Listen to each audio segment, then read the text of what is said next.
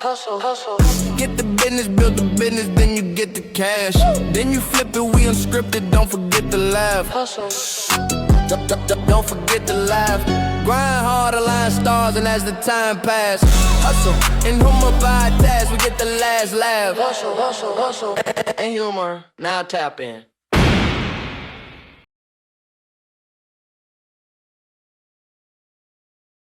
What's going on, beautiful people? Welcome to another episode of Hustle and Humor, where we grind hard and laugh harder. Today, I got a robust. Is that I'm saying that word right? Robust. You gotta say it together, not robust. Is one word robust? Connect. You the teacher, so I'm trying to. And you the artist. Anyway, I got some special guests in the building, some return guests and new guests. I'm gonna let everybody introduce themselves. Go ahead, ladies first. Okay, it's your girl Lisa Rae here, back for a second episode. I'm Aaron Moore. I think it's my third episode. We in there again. Resident. He a resident here. He a resident. He live here. He just showing by. And I'm Kxng Moosa, hip hop artist. Thank y'all for having me. I look forward to this episode for sure. Can y'all tell everybody right quick, because they probably maybe they didn't see the other episodes, what y'all do, where they can find you on social media, what promote everything business related, let them know what y'all got going on. Okay, yeah. So I am the owner, CEO of Women Cheat Codes. It's a podcast. I host events and I manage artists. I'm owner 815 Apparel and Safe Rockford. I'm gonna do things like this, and I'm pretty sure we'll discuss a little bit more later. For sure. And I'm Kxng Moosa. I'm a hip hop artist. I mean, I do activism work with my art. Entrepreneur, a dad, organizing manager for Citizen Action Illinois. Just for the people, man, and hustling while doing it. Artists, I like that. Sure. What's up, man? Y'all got through this one quick. They like, let's get into it. Yeah, let's go. So this is a special episode. Be on the mic, bro. Let's go. Okay, all right, it's a special episode. So this panel of people responded to a response. We wanted to do this. I don't know how to explain it to people if you're not into what we into, but everybody here is into the same thing. So I was like, this is kind of a dope episode. About to have some nerd talk. Yeah, really. You didn't want to say nerd. No, I do. You didn't want to geek out for a couple hours. My mama's goal for me when I was in high school was to make it to 18. She said, if you make it to 18, I don't have nothing else for you, baby. You got to make it to 18. Okay. So making it to 18, when you're younger, you influenced by all the dumb stuff or whatever, but growing to an age where you could be proud to be into some nerdy shit is great to me. Like that's beautiful. That's a come up. You know what I'm saying? Like I'm in real life. You know what I'm saying? So I'm salute to all the nerds out there that made it, all the OGs. Now don't get it twisted. Y'all heard how T.I. and all them coming? We'll still get on your ass. We'll still do that. But you know what I'm saying? But peace is so much better than everything else. That's how I feel about it, man. Peace is so much better. It's priceless. Because if you're not if you're not learning every day to better yourself, what else you gonna be into? Right. Whatever everybody else into, the Matrix, going out every weekend, you gotta elevate your mind. You gotta learn every day. You gotta grow every day. So that's what we all do. Remember, I was telling you about how podcasters and artists, they be like, we show out when it's time to show out, but behind closed doors, we're readers, we're nerds, we are scientists. And truthfully, I think it's fucked up that we have to hide our love for intellect or be as if, you know what I'm saying, okay, we're gonna come out the closet and call ourselves nerds. Shit, this is what it is. Intellect is what moves shit. Nah, for real. And here's the thing. And we got personality with it too. True. We not just, because when you think nerd, you think like say like an Elon Musk type or something like that. Like it's a weird motherfucker. Weird. You know what I'm saying? Like, no, we're not that. Like, no, trust me, I'm a little weird. He's trending Nazi right now. No, he definitely is. But when you from the hood, it's different because it's different just being black in America too, though, because the expectations are completely different. Yeah, it's something you have to defend. Yeah. Like what qualifies y'all to have this conversation? Nigga, God. You know what I'm saying? I'm being born. What do you mean? My thoughts. I don't need nobody to qualify me. You know what I'm saying? So I'm happy to be here. I'm glad y'all here, man. We finna show off. So you just mentioned something, though, right? Let's just jump into it then, right? Yeah. I got an outline if we needed but we may not need an outline because I'm pretty sure at this table. What you say, hustle and humor is unscripted. It's unscripted. Let's roll with it. So I saw this the other day. Hopefully y'all seen it.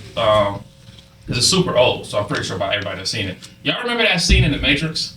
Where the first one, where Neo is talking to the Oracle, and then she tells Neo, she's like, never mind about that vase, don't worry about it. And he turns around and hits the vase. Y'all remember that? Yeah.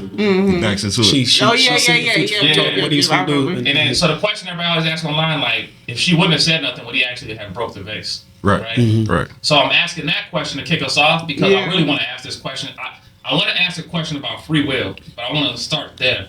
Oh, I just watched the whole podcast with Neil deGrasse on free will. Did you? Oh, it's about to be good then. Let's go. I mean, I'm just relaying information, but he's basically saying that we don't have free will because everything is predetermined based off the universe itself and timing and alignment, and it's like you are who you are from birth, and like we have like 3 decisions we can make in a split moment, but those decisions are determined based off our previous knowledge that we have. So we might think we have free will, but we don't in a sense. And I don't know about y'all, but I do be getting like Matrix vibes, like Deja vu. Like deja vu? Yeah. Not so much deja vus, but like the people, characters, NPCs. You know? Yeah. Do y'all notice that too? Do y'all notice like the Matrix within life? And I think it come down to also it's predetermined because I look at it like coding. I feel like we just the result of coding. Your DNA is coded. The outcomes could be determined if I know what I'm putting in it. So if I programmed you from, you know what I'm saying, a baby to 12th grade, I know what you're gonna do. It's predetermined. You know what I'm saying? Your outcome is predetermined. So essentially, it's not free will, but I give you the free will to be exactly who I designed you to be, in a sense, you know? Because you're coded to be that. Right. They have so many statistics on like school to prison pipelines. They know how many people are going to be in jail based off your reading level in 3rd grade. 20 like years from now. Based off your parents, based off your environment. There is a lot of factors that can tell what you're going to do or how you're going to turn out. But it is interesting when you find those enigmas in life, and you know you're in a situation and you deliberately do the things to break out of the matrix that was set for you. For sure. Now, is that free will or is that predetermined as well? Was it designed to be that way? Right. And I mean, I think that it's chosen people. It was designed for you to break the matrix. You weren't meant to be just an NPC or just the 85%. It was also designed for you to be chosen too. I think, a little bit. Interesting. Yeah.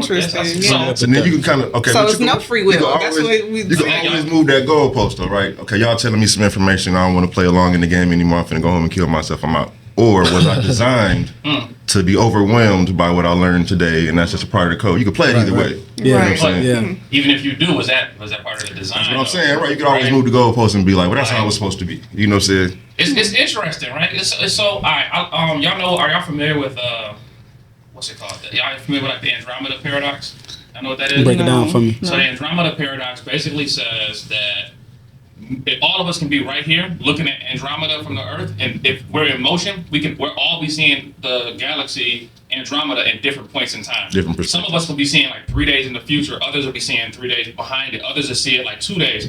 Well, we all can be right here looking at the exact same thing, but because of motion, we're seeing it at a different time. Perspective. But we all seeing it from this time point. So it's you're like, saying motion itself affects the motion time? affects time. Yeah. And not just time. That makes sense. Yeah. But here's the thing.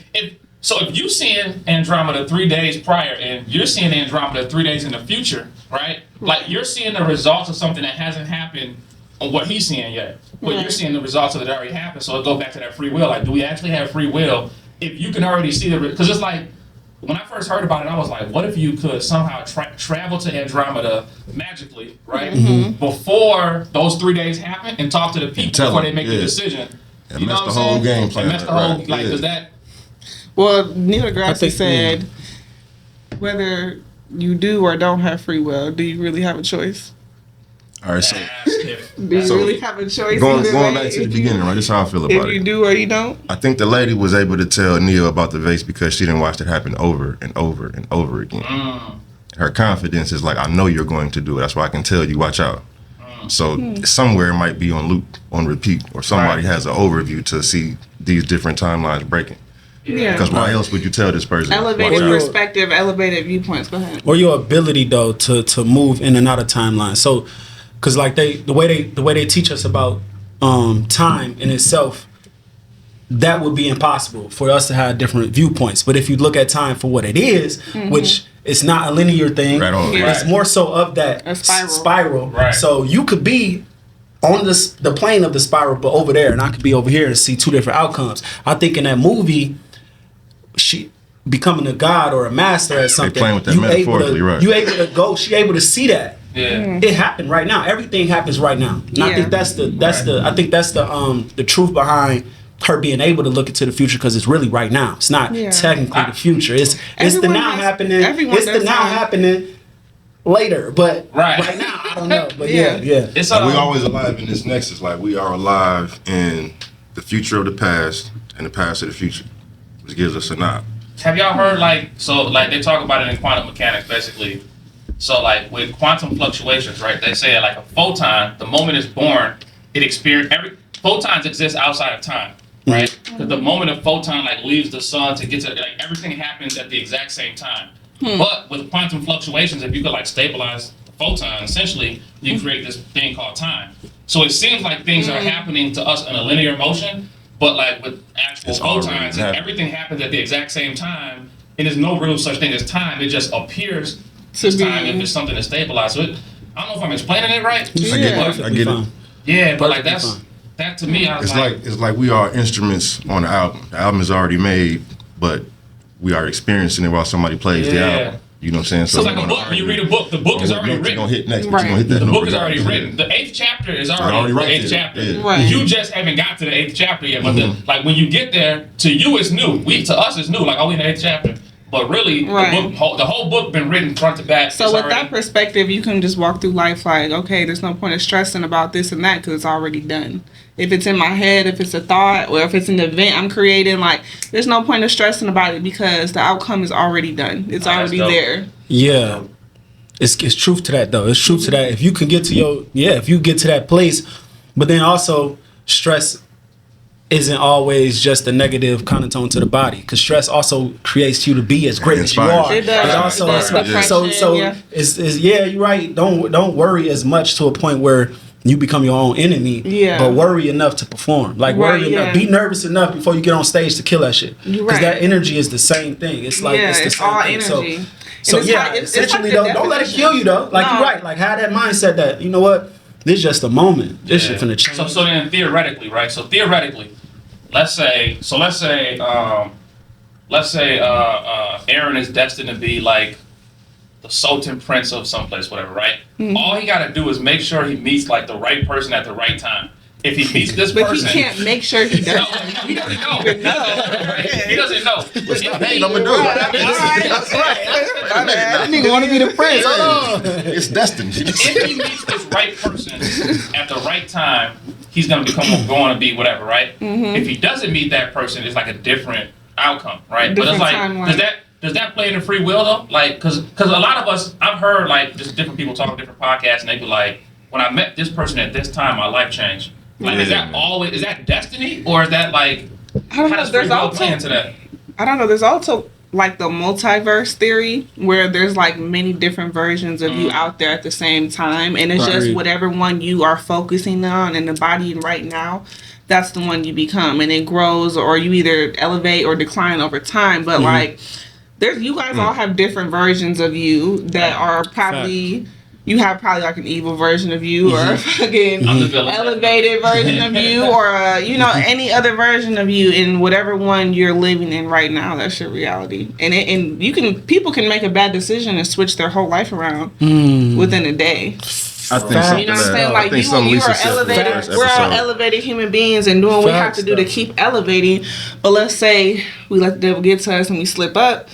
That can be very detrimental for our whole character and our whole career. We can go down another whole timeline that we weren't on right now. I think what you said in one of the first episodes we did together about being a vibrational match.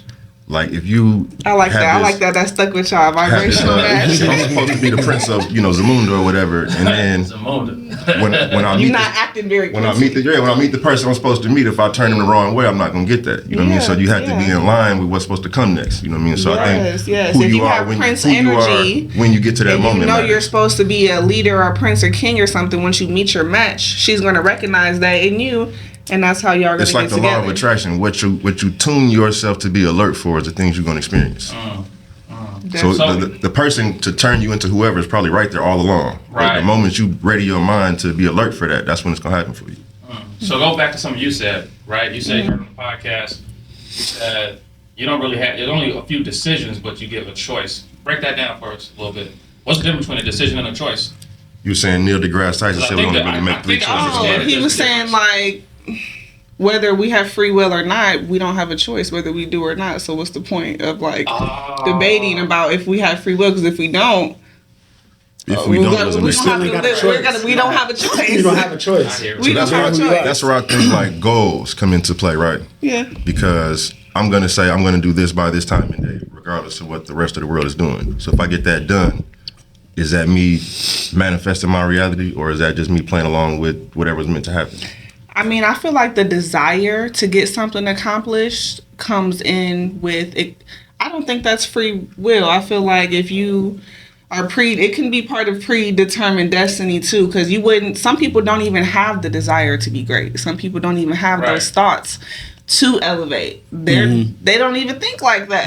The people are just on completely different timelines of what they even comes across their thought process. And I think the magic of being human, though, or being a god, whichever way you want to view it, but the magic of us is that we can do what the Oracle did and transmute timeline by way of just changing who you are structurally on a molecular level. You could change that through meditation, through reimagining, reinventing yourself. You could become a total different coding, right? Because it's about what you put in. Again, that's the projection. So changing your mindset could change your reality. Exactly what you're saying, you know? Yeah. Do y'all remember that movie? I don't know if y'all ever seen it, but it's definitely on my nerd list. I made my students watch it. Y'all remember that movie, The Adjustment Bureau? Yeah. With, who's in that? Is that Leonardo DiCaprio in that? Did I say his name? Is that Leo? What happened? Is that Leonardo DiCaprio in that movie? Where they was making all of the different changes, but people wasn't able to see what was going on. Yeah. They was trying. It's kind of playing on the observer theory and all of that. Yeah. It was like the guy and the girl they wasn't supposed to fall in love, but then like something happened where they seen each other.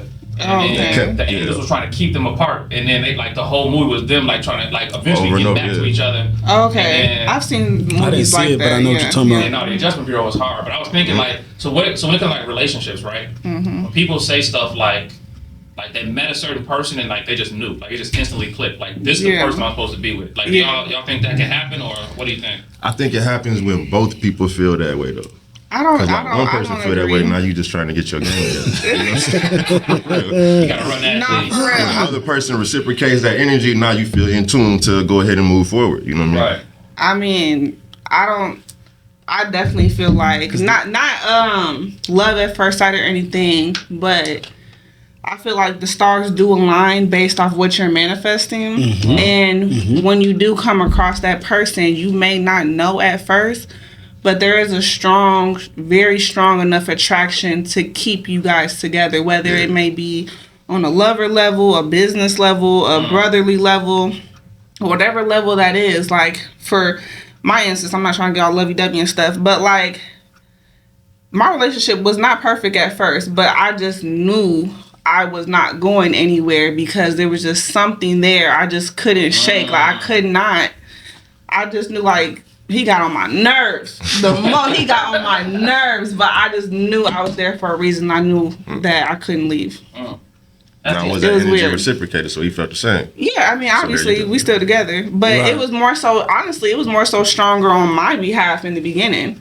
And then he came around to realize, oh, shit, this person. So you might have just had your game tight. You know what I'm saying? You might have just pulled him. I'm not even, first of all, I'm not trying to run game on nobody, okay? It's not even like that, all right? But it just happened how it happened. I guess to go back to my question then of like free will again, right? It goes back to free will because I'm thinking, like, let's say you meet a person, because you're talking about coding, right? Yeah. Because if it's, like, here's the thing about video games. You can't, yes, you can like hack a game. You can change the code, right? You can change the code. But for the most part, unless you got some type of way to get to the actual code, the game is what it is. Right? So it's like, if your coding says, hey, on this day at this time, you're going to meet this person, y'all going to meet, and it's going to be instant. Like, is that free will then? Like, you know what I'm saying? No, it's not. I think it's not. Yeah, well, two things. I want to answer this. I want to talk about what we're talking about, but I also been wanting to say, what are we defining as free will? Yeah, what's our definition, right? Yeah. And see, that's the thing about quantum physics, and when you get into all of this stuff, one of the things that I've noticed or one of the statements that stuck with me the most is, watch this hour-long documentary, and the guy said, we don't even know if we asking the right questions. Yeah. Like, we don't understand enough to say, this is how this is supposed to move. True. For sure.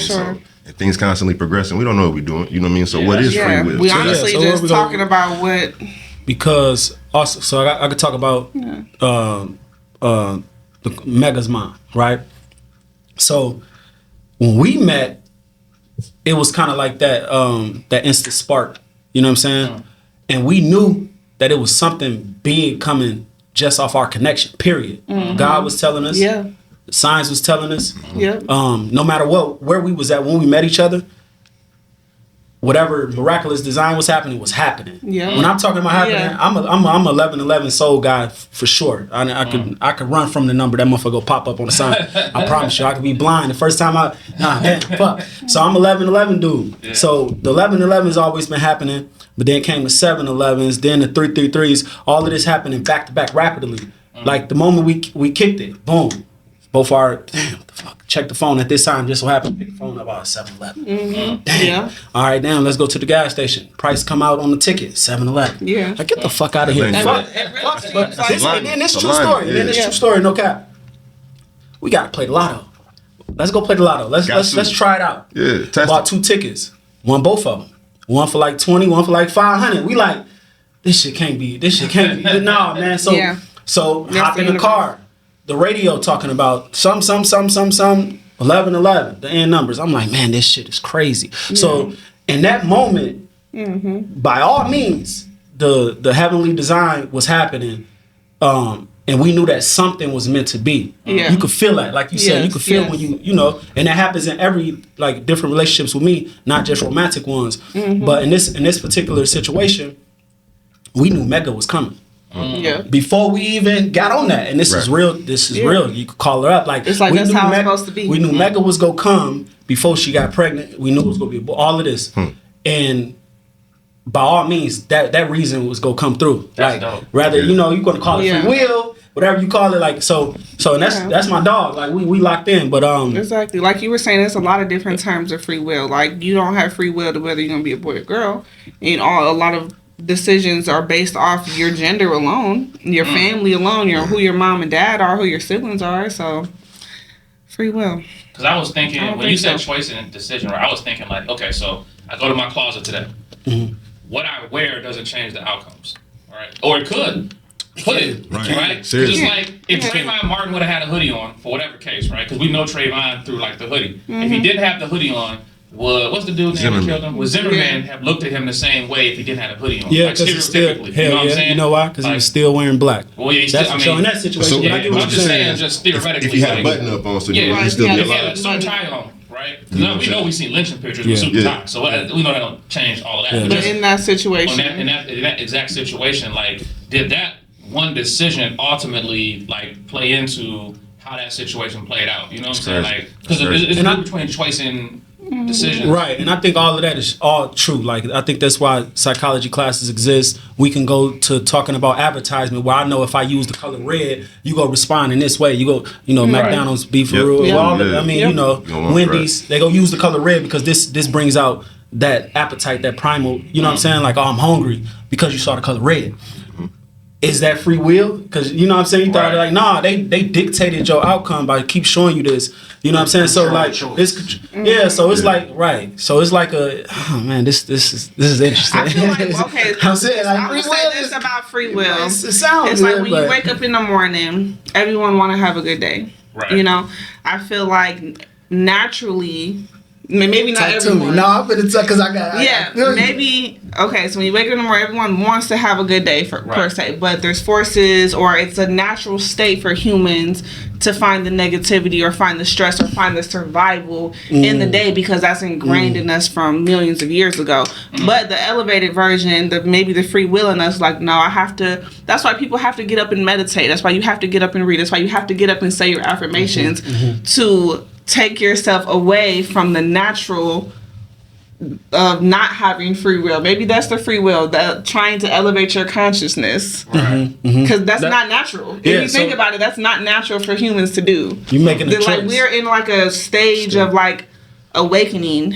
This is like the Great Awakening stage, and there's pioneers in it, but most of the society is still asleep.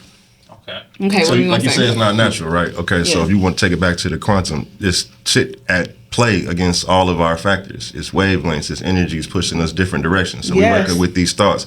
A lot of them are not natural. A lot of them are given to us or playing on our endorphins or playing on our coding or how we think, you know what I mean? So you watch a commercial and there's subliminal messages in the commercial. You go to sleep and you're thinking about French fries. You know what I'm Subliminals, saying? yeah. That's not what you, that's not natural. You know what I mean? So yeah, a lot of it is You have a dream that your man cheating on you. You wake up with attitude like, you went to sleep what was watching you that doing in my bullshit. dream last night with that girl at the pool? In another The universe. fuck? Or in another universe. All right, so let me Like for real. let me add this in, and let's keep the same. All right, so check this out. All right, so despite whatever your like personal beliefs are, right? When we get to like the overall concept of religion, for the most part, most religion is like based on a book, right? Outside like maybe Buddhism, Taoism, like the Eastern philosophies, but like Western religion is based on a book, and the book is like prophetic. Right. And in the book, they're talking about what's going to happen, and then What stuff happens, actually yeah. happens. So it's Yeah. like, do you? When it comes to free will, it's like let's say they're gonna say like this city's gonna be destroyed for doing X, Y, and Z. Then the city gets destroyed for doing X, Y, and Z. Do those people have a chance? Were those people born to be destroyed, or did they actually have a choice to actually? Hey man, You know what I'm that's saying? that's a good question. You know what I'm saying? Because you see so many things happen and you take it like, okay, was that a sign for me? Am I the person that's living this life and that just showed me something? Or did them people in them towers really just meet their fate crazy like that? You know what I mean? Right. So you never really just know. Like, this is how you take it, your perspective, but you're in tune for it in the moment. Man. I feel like fate has a lot to do with it. I feel like there's a lot of powers that we don't know about who've been doing stuff for however many years, and there are forces beyond what we know. Right. That I believe. Like the Great Thoth said that he'll be back at a time when there's greater warriors here, and he came back for a time. I was like, no, y'all are too weak. He had to come back, and there's prophecy that there's something under the pyramids, and we're gonna need this spaceship one day. And you know, a lot of stuff has come and true. Like the white horse, you see a white horse everywhere you go now. Like the Beyonce's white horse. I be in the club. There's white horses at the big club. So a lot of stuff is prophesized from the energies from a long time ago, and I really don't know how. No one knows what's really going on unless you are at the ranking level, because it's like at a need to know basis. Everyone is at a need to know basis, and we're at the least need to know down here. I think that comes back to having that perspective of being able to rise above. Like, we in this life, you can rise above it and see the things fracture different ways, and you can tell this always happens no matter what. So you can be confident that's what's gonna happen. yeah, patterns. So like, okay, so let's take the church for example, right? You talk about Jesus, right? So Jesus, according to just whatever, like I don't get nobody's like religious beliefs and stuff, but like, so if Jesus was born the way he said he was born, was he always going to be Jesus? Like, did he ever have a choice, or was he born to be Jesus? Like, was this man going to be the man that does X, Y, and Z for the people, or did he ever have it? Like, could he have walked away? Like, nah, that ain't for me. Like, I'm just gonna be a regular carpenter. You know what I'm saying? I definitely think he had to walk away. He could have walked away. You know what I'm saying? You just gonna follow the story, you know, as it goes, because we can sit here and be like, that's bullshit. I definitely think the story as it's told to us, the man had an opportunity to walk away and something inside him made him do. Because we all do Right. that. You know what I'm saying? We see people that need our help, But you and we just can saying decide. something whether- I inside asked that him because made like him the do story that. when the story That started means off I when he was was born, predestined. wasn't it like the wise men came to see him or whatever, right? Because it was like, oh, he's prophesied to come, Stars in the right? sky, Like the yeah. stars lined up and Yeah. everything. It's like he's prophesied to come. So it's like, did he really like if the wise men knew it? Did he really have a choice, or was like this is him? The choice look. was given to him. The 40 days, 40 night fast. The choice was given to him. But was he already Jesus by that point? He was. You always, You know what I'm saying? you always are. You always are. You are your greatest and your lowest self. Always. It's Okay, I never. rock with You're that. never I rock not. with that. You can never not come with who you already are. So I can be somebody who just all about my lower self. I live on that level of existence. But I also can be. Because we got know it. potential. We know it true because the potential that already exists, I can become. Yeah. So it's always a becoming or destroying. You are either building or you're destroying. Ain't no in between. So like for me, when I'm thinking about that possibility of a Buddha or a Jesus existing and the difference between them and us is the fact that they answer to the call. A lot of people that part. get called. A Yeah. lot of people, Yeah. bro. Like a lot of people, you know, could have been Jordan. A lot of Earl Menegoats, you know what I'm saying, could have, you know. If you want to break it down, they really give Jesus that label because of his Christ consciousness. And a lot of people feel a deeper consciousness within inside themselves, but you want to adhere to society's way. You know what I mean? So Right. if you just want to walk away and be who you really want to elevate yourself inside, you know what I'm saying, then we might have a million Jesuses. Okay, so maybe the stars align for all of them. let me play Angel's And we're advocate. coming more to Christ consciousness. I think we do. Yeah, there is a Let's reason. check this out, right? All right, it's me. I'm going to the store. I see a crackhead. And the crackhead's like wilding. I'm like, damn, I don't want to be that, right? Right. But They having the time of their life. without, You They hate like, I want to be you. yeah, exactly. Fuck out. It's so rare. You got Just some, kidding. you got some donations. So you see the person, and whatever going on in your life. I don't know. Matter of fact, let me go away from the crackhead. I'm gonna tell you how I got back in the gym. I went to Walmart one day, and I seen this dude roughly my same height, but he was like super fat, and I was like, oh hell no! Can't be me. And I was instantly back in the gym the next day. Right? I was like, we on a different type of time. Like you probably can't go out like that. But is that dude? I'm kind of like in the Matrix. In the Matrix, they had that dude called the Keymaster. He was created. His calling was to open the door for Neo. That's he it. died right after that. That's it. So Yeah. like some people's calling, like we think calling like Jesus level calling, Yeah. right? Like but some people's calling could be to be that crackhead, to be that fat dude, to inspire somebody else who's gonna do something great or whatever. You know what I'm saying? Like 'cause you could be called to do anything. We don't really know what your calling is, like what you're called to be. We feel it inside, like man, I'm called to do X, Y, and Z. But maybe your calling is just to be. You know what I'm saying? Like, because everybody can't be Jesus. Somebody got to. Everyone's trying to find a purpose, but in reality, we make our own purpose. But why? Why everybody can't be Jesus? It's a reason. It's an answer. I got a real answer to that. But could Judas been Jesus? No. Or could Jesus have been Judas? Judas had to be Judas so Jesus could be Jesus. And Jesus was I'm just who saying, would every Jesus Adam be either if he didn't inclines save positive or nobody? negative. He just Yeah. saw. Every atom inclines positive or negative. It's almost like Yeah. so. It's like when you talk about like in a religious sense, right? Because I don't know another way to explain it. Like God and the devil, right? Yeah. But they gotta be one and the same. Quantum They are. entanglement. God can't be Yeah. God unless the devil's the devil. You know what I'm saying? Light Quantum turns to light entanglement. without Yeah. dark. Yeah, Like, they yeah. need each other to Man, exist. listen, Yin and yang, yeah. yin and yang. Everything has Gotta to have be it. this- In order for you to perceive this shine to come, you Gotta got to some be able to darkness. perceive these darks Right. on this can. With the light. You can't see one without the other. Yeah. I only can see these darks because of the light. You know what I'm saying? And that's in art. That's anything you see. If you see a light, Definitely. if you see a, So then you everybody only can see I'm the just dark saying that in a because of the sense to light. say like if Jesus is let's say Jesus is the positive atom, there's gotta be a negative atom. You know what I'm Always. saying? Like there's gotta be something because like greatness, the reason we even celebrate greatness is because like I celebrate LeBron James because I can't do it. But we celebrate Michael Jordan because I can't do it. We celebrate a Tupac because I can't. Like you might be good at what you do. It's a difference between good and great. Y'all talking about Michael saying? Jordan? No. This nigga put the crown on. I mean, let's give Brian his respect. You know what I'm saying? Right, as an individual, You right. know what I'm saying? Though, like when you see greatness, that's what makes greatness great. It's like when you hear Mariah Carey hit that note, even if you're a good singer, Yeah. like, you got to take your crown off. Like, okay, you know what? Give So, credit where so that credit's leads due. me to ask this question then. So if Jesus told you, the peasant, whoever, the peasant, Right. and was like, you can do it too. Or if He I'm did say LeBron that. James, what you did, when I meet a kid and I'm like, I ain't nothing, you could do it too.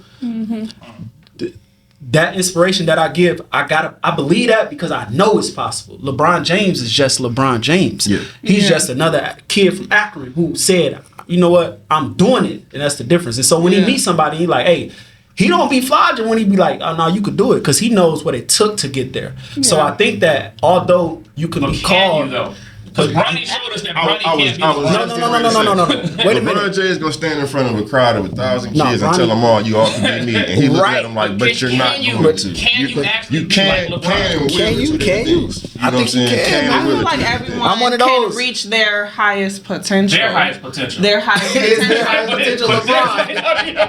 But It might Because I not go to the Y and get my ass bust. I'm like, but I did the best I could Yeah, do. but that's You know what I'm that's saying? the problem. We're comparing people on the same tree. We can't do Right. that. Like we need LeBrons, but we also need Carl Youngs, and we need Right. the top entrepreneurs. We need CEOs. Like everyone has potential to reach their highest self, but your highest self, it could be completely different than your highest And self. I think that's what he's saying. He's saying that the garbage man is just Equally. is just equally needed Yeah. in the design of everything as the Yeah. person that's being the greater thing. that's- Because NPCs are and also his- equally important to the main Yes. character. Yes, the it main is. character Yes, is only they the are. main character And because of then we NPCs. call them NPCs, though. Yeah.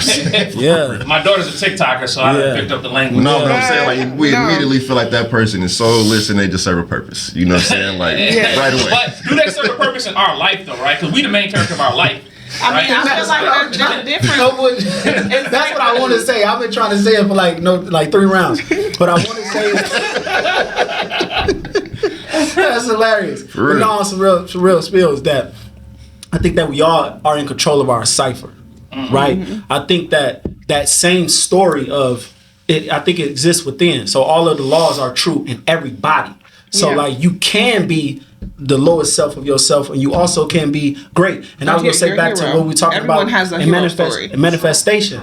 If I'm a god of my own circumference, my own environment, and sometimes when I break that God-like ability or that God-body-like mind state, I can infringe or harm somebody else's destiny who wasn't meant to go. So I could respond from a place of like detriment and devilish behavior, and essentially harm your well-being of life because I want to rob you, kill you, whatever the case may be. But that's not God-like behavior. So in those instances where we're talking about, is it predestined for somebody to die in a bomb explosion in a building? It's not predestined, but when people play God, hold on. And people play God. Hold on, wait a second. When people play God, and then that's what I want to go say too. After this is who is this person that we saying wrote the script? Right. Well, that's why I'm saying we all are of our own God. Because you write the script of your world, I write the script of my world, and our worlds clash. I don't think God wrote the script for me and you to clash. Essentially, I think we can create a script right now. But now we can create that script. What about of conflict. this idea, right? Yeah. Pretty much anything that happens in nature we consider natural, right? Yeah. So the natural outcome of hot air and cold air, positive and negative, right, coming together as current temperatures creates a tornado. The tornado is a destructive thing that either it's going to be hot afterwards or it's going to be cold afterwards, but it can't be both. But that's natural. You know what I'm saying? Like hot air, cold air coming together and clashing, that's natural. So it's like, kind of we talked about, like violence is natural. Like it's going to be, at some point in time, something has to clash. You know what I'm saying? And that clash are you saying like there can be no perfect world? There can be no Nirvana? There can be no... I don't think we understand enough to make the world perfect. We don't understand enough. There can be a perfect world, but not a utopia. Because there's a world where the tornado isn't destroying anything and all, it's just nature. Anytime that hot and cold comes together, you need that tornado to set it one way or the other. But we build stuff in place that gets torn up, so we look at it as destruction. Because we don't understand what's going on. I challenge y'all on the thought of if we live underground, we wouldn't be bothered by tornadoes. Greed. Greed, right? Right now in the world we living in, the natural world is responding to unnatural behavior, and that's the greed of the white folks. And I'm gonna tell you like this: the oil that they abstracted, that ain't natural. So they going against the natural flow and creating those unnatural outcomes or those detrimental tsunamis and all of the shit that's happening. It's a unnatural occurrence happening. So it's loud like that. It's loud like these big hot and colds happening to where it destroys nature. Then that's not nature being nature. That's a response to a violent act done by greedy people. Right. You get what I'm saying? Yeah. So there is a harmonic place I think that happens where a cleansing might happen, but I don't think the earth is going to destroy herself. I think she's destroying herself because of the parasite that is capitalism, or is the earth destroying the thing that's creating? Trying to get rid of it. What you said, since white folks in the industrial revolution forward have been destroying the earth with everything. You know what I'm saying? Like everything that's invented, for the most part, they find a way to use in a negative way. To nature, right? And everybody comes out with something natural. We talked about before. Everybody comes out with free energy. No free energy gets used because we got to pay for energy, right? But the energy we paying for is destructive, right? You know what I'm saying? So it's like, I think the parasite in power is new though, and I mean that by like historically, the parasite hasn't been in power that long, but now that the parasite is in power, there's a fast decline on everything. We seeing the hottest days, we seeing the coldest years, we seeing, you know what I'm saying, the biggest, not all of these things are becoming gigantic because the parasite, as long as the parasite in power and continue this behavior, the faster the earth will try to recleanse herself. If the body is being attacked by a virus, the immune system is going to do what it got to do to remove that virus. It got to. So create the cancer. I'm going to create the cancer. I got to put all these toxins in one place so that it don't kill you. But then what happens is you go see the white folks and then they... Going back to free will or determinism. But that would say that there is no free will. We all going to die. So live your life. That would say that basically there isn't any free will and we all just responding to circumstances that we placed under. Also, Also, I think that's also happening. Play both. It's happening. I think Right. I think that's the I think when we are born, you born with that, but we was forced to the projects, All of us redlining parents, and right? all All of of that. us parents. Right. Do you think that your kids have free will, or are you predetermining their life is going to be to a certain standard? I think we're influencing it. Yeah. We're In a definitely simulation, for influencing sure. it, but I know my kids are gonna grow up to be their own person and shock me with stuff that I hope so. You know what I'm saying? Jay-Z said you could try to change, but that's just the top layer. Layer you was who you was when you got here. You know what I'm saying? And I'll be trying to tell my kids certain things you don't have a choice in, and certain things I'm gonna grow you to be able to choose wisely in. But we kind of have a sense of who our kids are at a young age. Like my youngest, she's the funny one. She makes everyone laugh. My oldest he's the tall, husky one, you know. And my middle son, he's the smart one. He's super smart. Like, so I know kind of where they're potentially can go with their abilities. Well, but I don't know how exactly they're going to turn out. I knew, so I only got one that's mine, and I got one that's adopted, right? But the one that's mine biologically that I watched grow up, she was able to do stuff that I can't say me or her mother gave her, right? So when we talk about like free will, I was like, damn, this little girl is highly, like this little, so like when she started reading, we was like, well, we didn't necessarily, we taught her certain stuff, like the alphabet, but she put together, you know what I'm saying? She put together words, like it's like just certain stuff that I've seen, and I was like, yo, I didn't get that to her. I don't know where she got it from. So it's like, you know, they say it's in you. Like, and what about people who are born where it's just in them?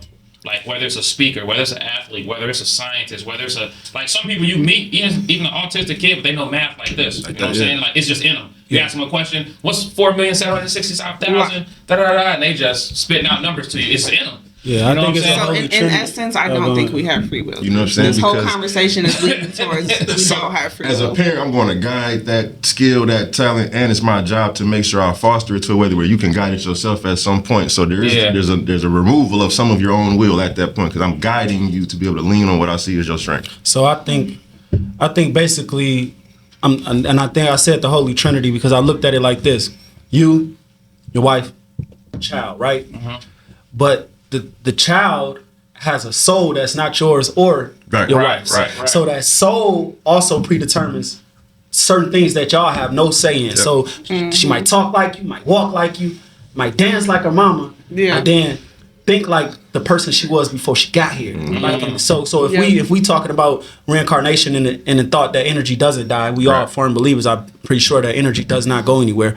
So if that energy that created that spark outside that y'all two created, that soul embodied her, and that person has personalities that you don't know. Like, what the fuck? Yeah, you know what I'm saying? but Why you even interested the in that? soul- Why you interested in Right. ballet? I never took you to ballet class. Right. You know what I'm saying? Or whatever. But it could be That happens multiple too. souls that soul has lived through even before you got here. And that brings me to the theory that we're all God, just living in different bodies.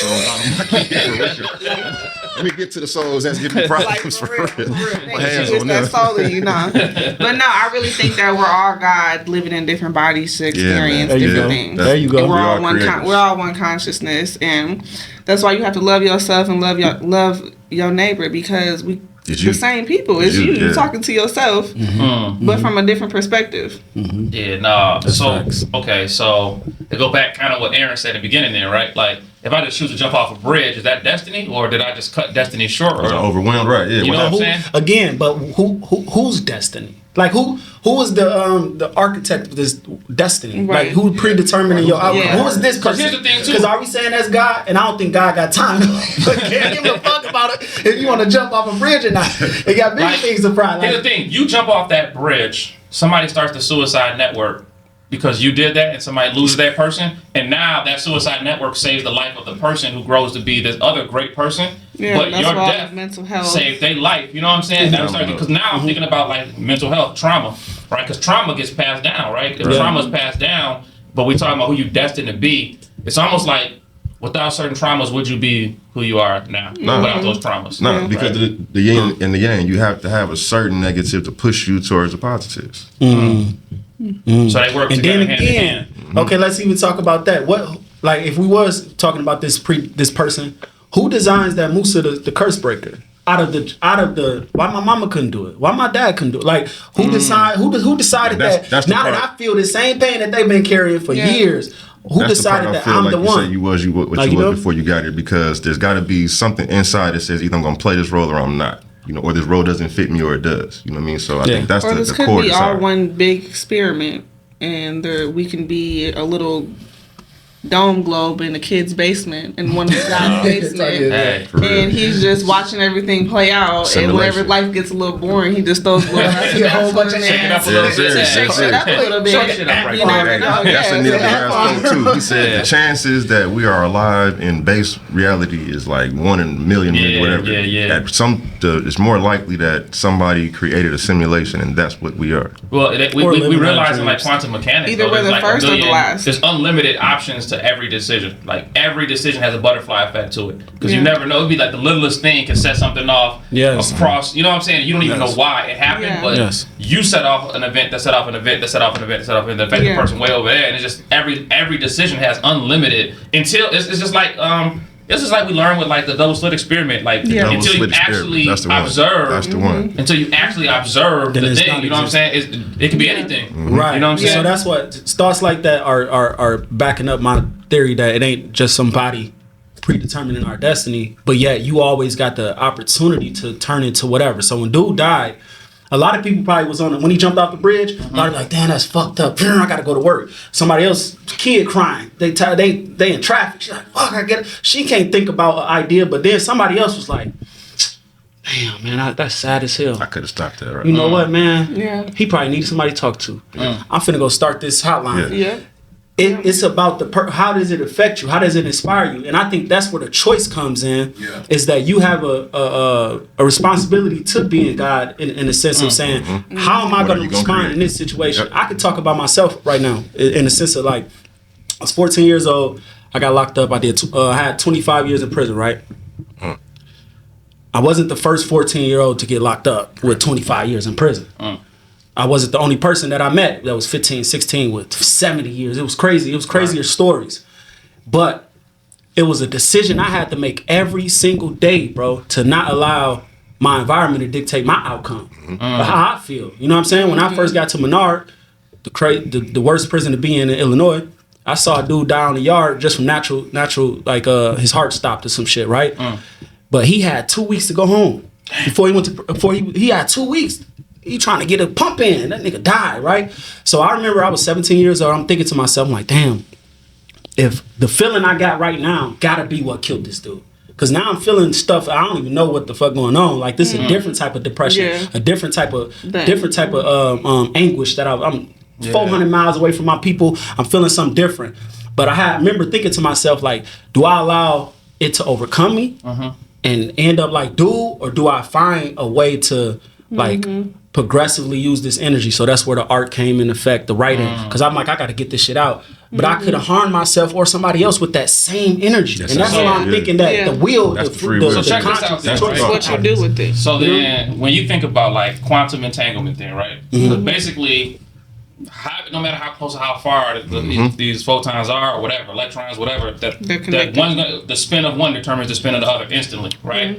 But that's if we understand quantum mechanics on like this really micro Small quantum level. level. But what about on our level? Are we connected to events that the moment an event happens, something else happens to us? You know what I'm saying? Like this event spins this way, we Yeah, spin this we way. are. So whatever you've seen, instantly, when you saw it, because you connected, you know what I'm saying? To a They did quantum a test level. with I think rats or bunnies, I think, and they separated the mom from the kids, and they far apart, and I don't know how far apart they were, but far enough, and one of the kids got either harmed or hurt or killed, I forgot, and the mom started freaking out instantly. That's quantum entanglement on our level. Yeah. You just get that Does feeling happen. like something's happening. That's not right. The intuition. Yeah. What about too? I think I've seen it on Joe Rogan podcast. It's something. Y'all could correct me. I don't know what the term is, but it's something like some type of resonance or something that animals have, where it's like animals have a shared consciousness. Yep. And they learn from the And other animals that like. They did a study. I think it was like monkeys or something over in wolves or something. Africa. It was wolves, and it went from like 100-mile radius to where if this pack or this group learned something, the other Dogs group automatically automatically knew knew it. it. Yeah, Like yeah. 100 miles around. Yeah. I believe that for us too. Why squirrels don't learn? I think that. Or can squirrels just not identify Look, why cars? did you say that today? Listen, I'm sitting in the car and chilling. Why squirrels And look don't on learn? this not squirrel there like yet. They stuck in haven't space for like 5 minutes. I I can tell videotaped y'all and why, everything. too. That's crazy. Say why squirrels don't learn. Yeah, That's squirrels. because they land. They got they again, this shit new. Like us, all these Yeah. cars and shit. This shit new in comparison to like for real, bro. In comparison do they to have the intelligence to eons identify a car? of time, they might do it. Might take them longer to register it. You know what I'm saying? It's Like, too late. It's right? too late. I'm saying It's like too late. in that code. Because imagine if let's just use 1,000 years. Let's say 1,000 years. These Yeah. squirrels all lived here, and then we came, and we only been here for 100 years. Right.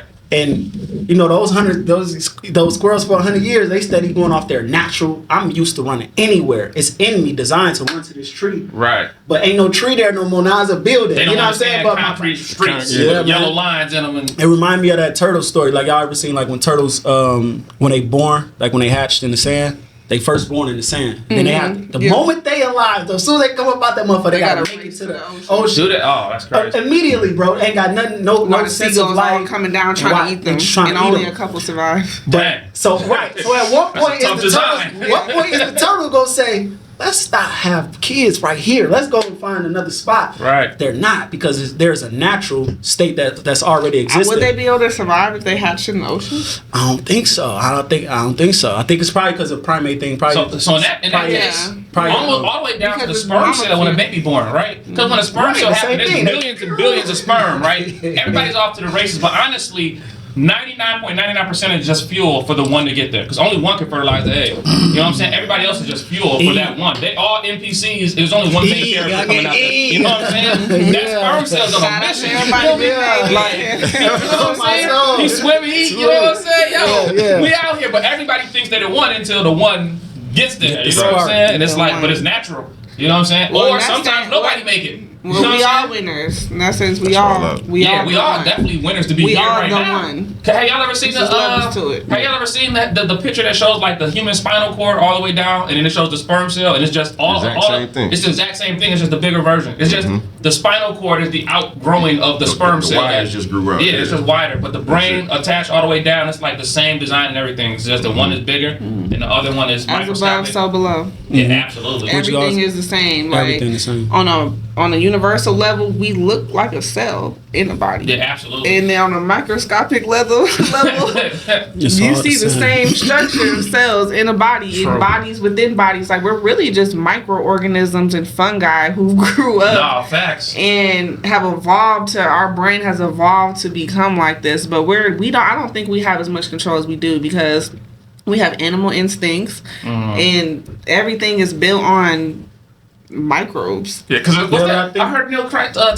How you say his name? Neil Tyson deGrasse. I think Yeah. he said Either way. like in the. Yeah. We know what you mean. Yeah, that guy. That guy. The black physicist. The black He physicist. said, We know him. like one of the it's a large intestinal. He said it's like it's more microbes in there than it is humans on the planet, but they're alive. Yeah. Like that is their world. Like the large intestines, Yeah. whatever. Like that's their world. It's a whole millions world of them just. within worlds. Yeah, that's dope. My bad. Go ahead, bro. Now I'm kind of trying to find what I was saying. And we now. think we so smart, but we Right. really just little microbes trying to figure this all out. Like We could be in somebody's anus and right like now. he That's said, crazy. like we don't even we ask the questions we ask, but there's questions that we don't even think to ask. No, You facts. don't know Like enough. we have like 99.9% identical DNA with the monkey. We? Now we. Not we. They. Who's they? Boy, y'all got Monkey, judged. animal, whatever. They.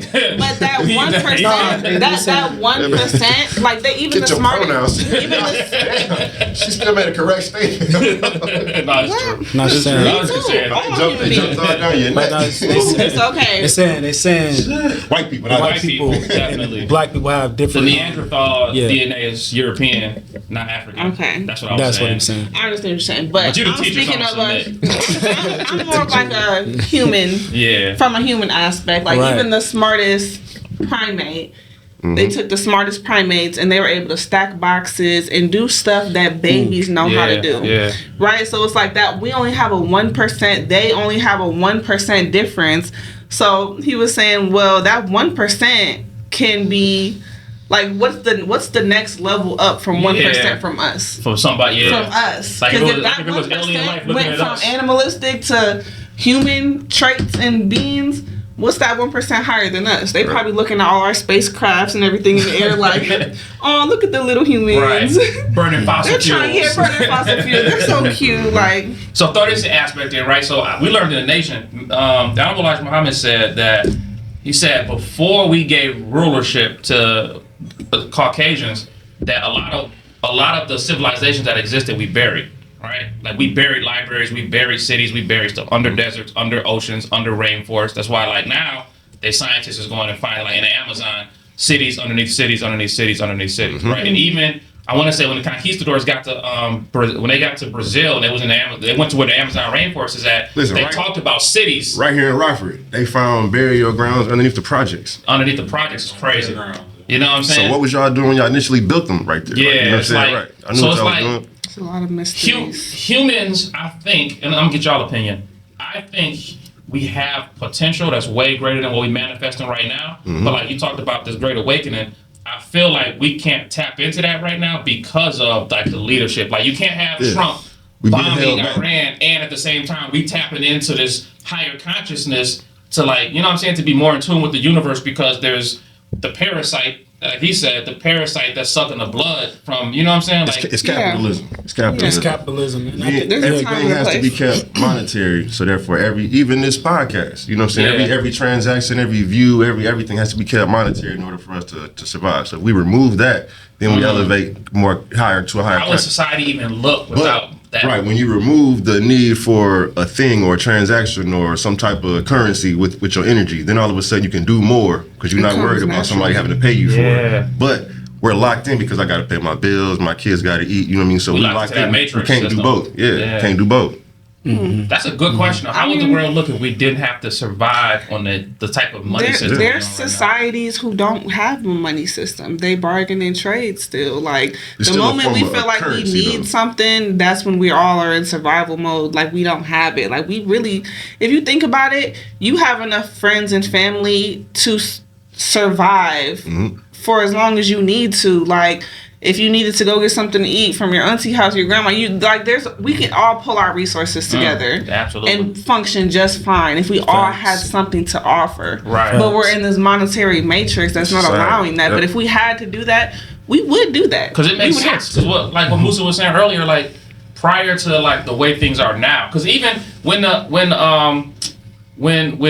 the Europeans came to Dominican Republic, they was like, these people are playing with gold like it's a toy. Because gold didn't have the same value. Like, it's just something natural. It came natural to us, right? It's all about but once gold became monetary, and it's like, no, and we start killing over gold, and now gold becomes the standard by which you live, that changes the society. But like, what would society look like if we didn't have that? You know I feel like 50, 100 years ago, people's version of success was a nice house or a cottage and a family and be able to feed their kids. That was their version of success. But now we all have iPhones. We all see billionaires, millionaires.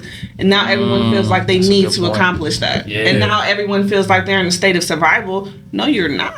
Like if we were living like our ancestors, we would be rich beyond measure, just what we have right now. Even to your point, but it's all about comparison. Everyone's comparing themselves to the next person. Everyone, it is a form of hierarchy of status, which comes down from our ancestors too. But, and as our society like elevates and gets richer, we just feel like we need more stuff. And that's a great point, because I was thinking about just like the first time I left the country. And like in America, the poorest people we live like kings compared to like when you go to like Mexico, for example, and you see the people living in huts and they got like an aluminum foil rooftop and they got like straw and mud and they happy though. You know what I'm saying? Somehow we've convinced ourselves that we're poor. Some of us have convinced ourselves that we're poor. 4-bedroom house, 3-car garage. I don't got that mansion yet, and we, you know what I'm saying? Yeah, that's a great point. That's a great point. Dang. I had to think about that first. That's a good point. So let's just jump into this then, right? If that's true, then when it comes to like manifesting, right? Because everybody talks about manifesting nowadays. Everybody's like, oh, manifest. Okay, it's become things. So it's the new term. Let's talk about it. I feel like people don't really understand. People just feel like, if you've seen like the movie Secret, you feel like have you seen the movie The Secret? I read the book. I didn't know it was I read the book. I live by it.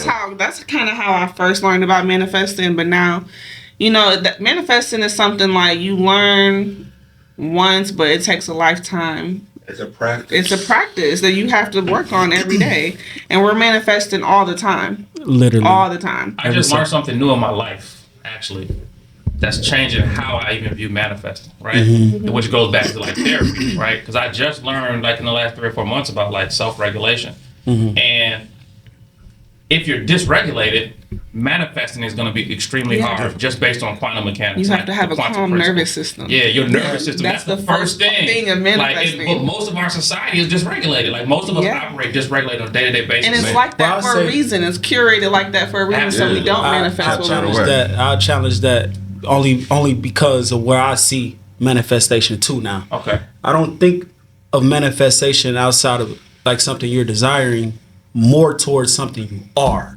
So that dysfunctional behavior or that dysfunctional energy that exists all the way on a molecular level first, all the way down to the cells. Your cells are dysfunctional. Yeah. And then your mood is dysfunctional. Your thoughts are dysfunctional. Now your reality, your mind is producing dysfunctional outcomes. You're manifesting a dysfunction too. Right. Not just the good thoughts. So we look at manifestation like that. And I think that's why I pray that this curriculum, especially in schools like this, like manifestation should be a course. And the reason being is that because they can't hijack it and make it like the same pseudoscience like they did with religion. They could do that with manifestation, and they doing it. People making money off of it. The Book of Secrets. All you got to do is write it down. Prosperity preaching. Yeah, they already on that. But what they talking about is trying to attract a material thing or trying to attract the outcome. But when in reality, if you change who you are, then the outcomes change after. Because the law of attraction says you don't attract to you what you want, you attract to you what you are. So the energy you vibrate from, and I know it's saying I done been in the same spot different years, seeing the same thing, but have a totally different experience to that thing that happened because I was in a different place. Not that the same thing, I was in a different place. So I perceived it different.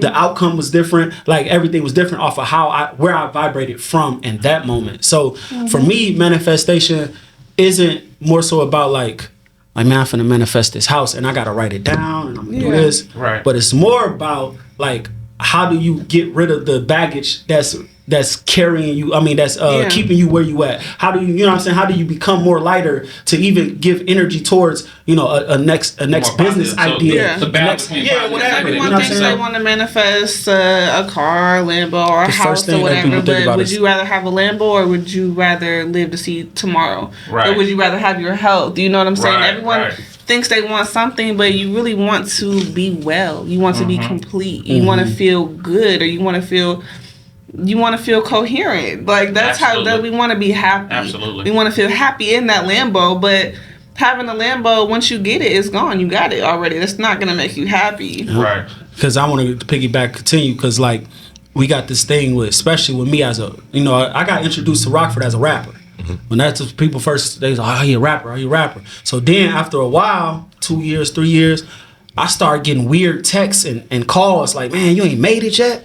Like, and then I used to be like, damn, was I trying to make it? And where the fuck was I trying to make it to? Like, where was I going? Because I was like, damn. I'm like, damn. I was also caught up in this dumbass, loop of trying to make it. But it's like, where are you making it to? After you get the Lambo, that's that crab in the barrel mentality. What the fuck you think gonna happen to your body when you get the Lambo? When you drive it, now that there's some super luxurious, man. Last week I had a ball. You feel me? Yeah.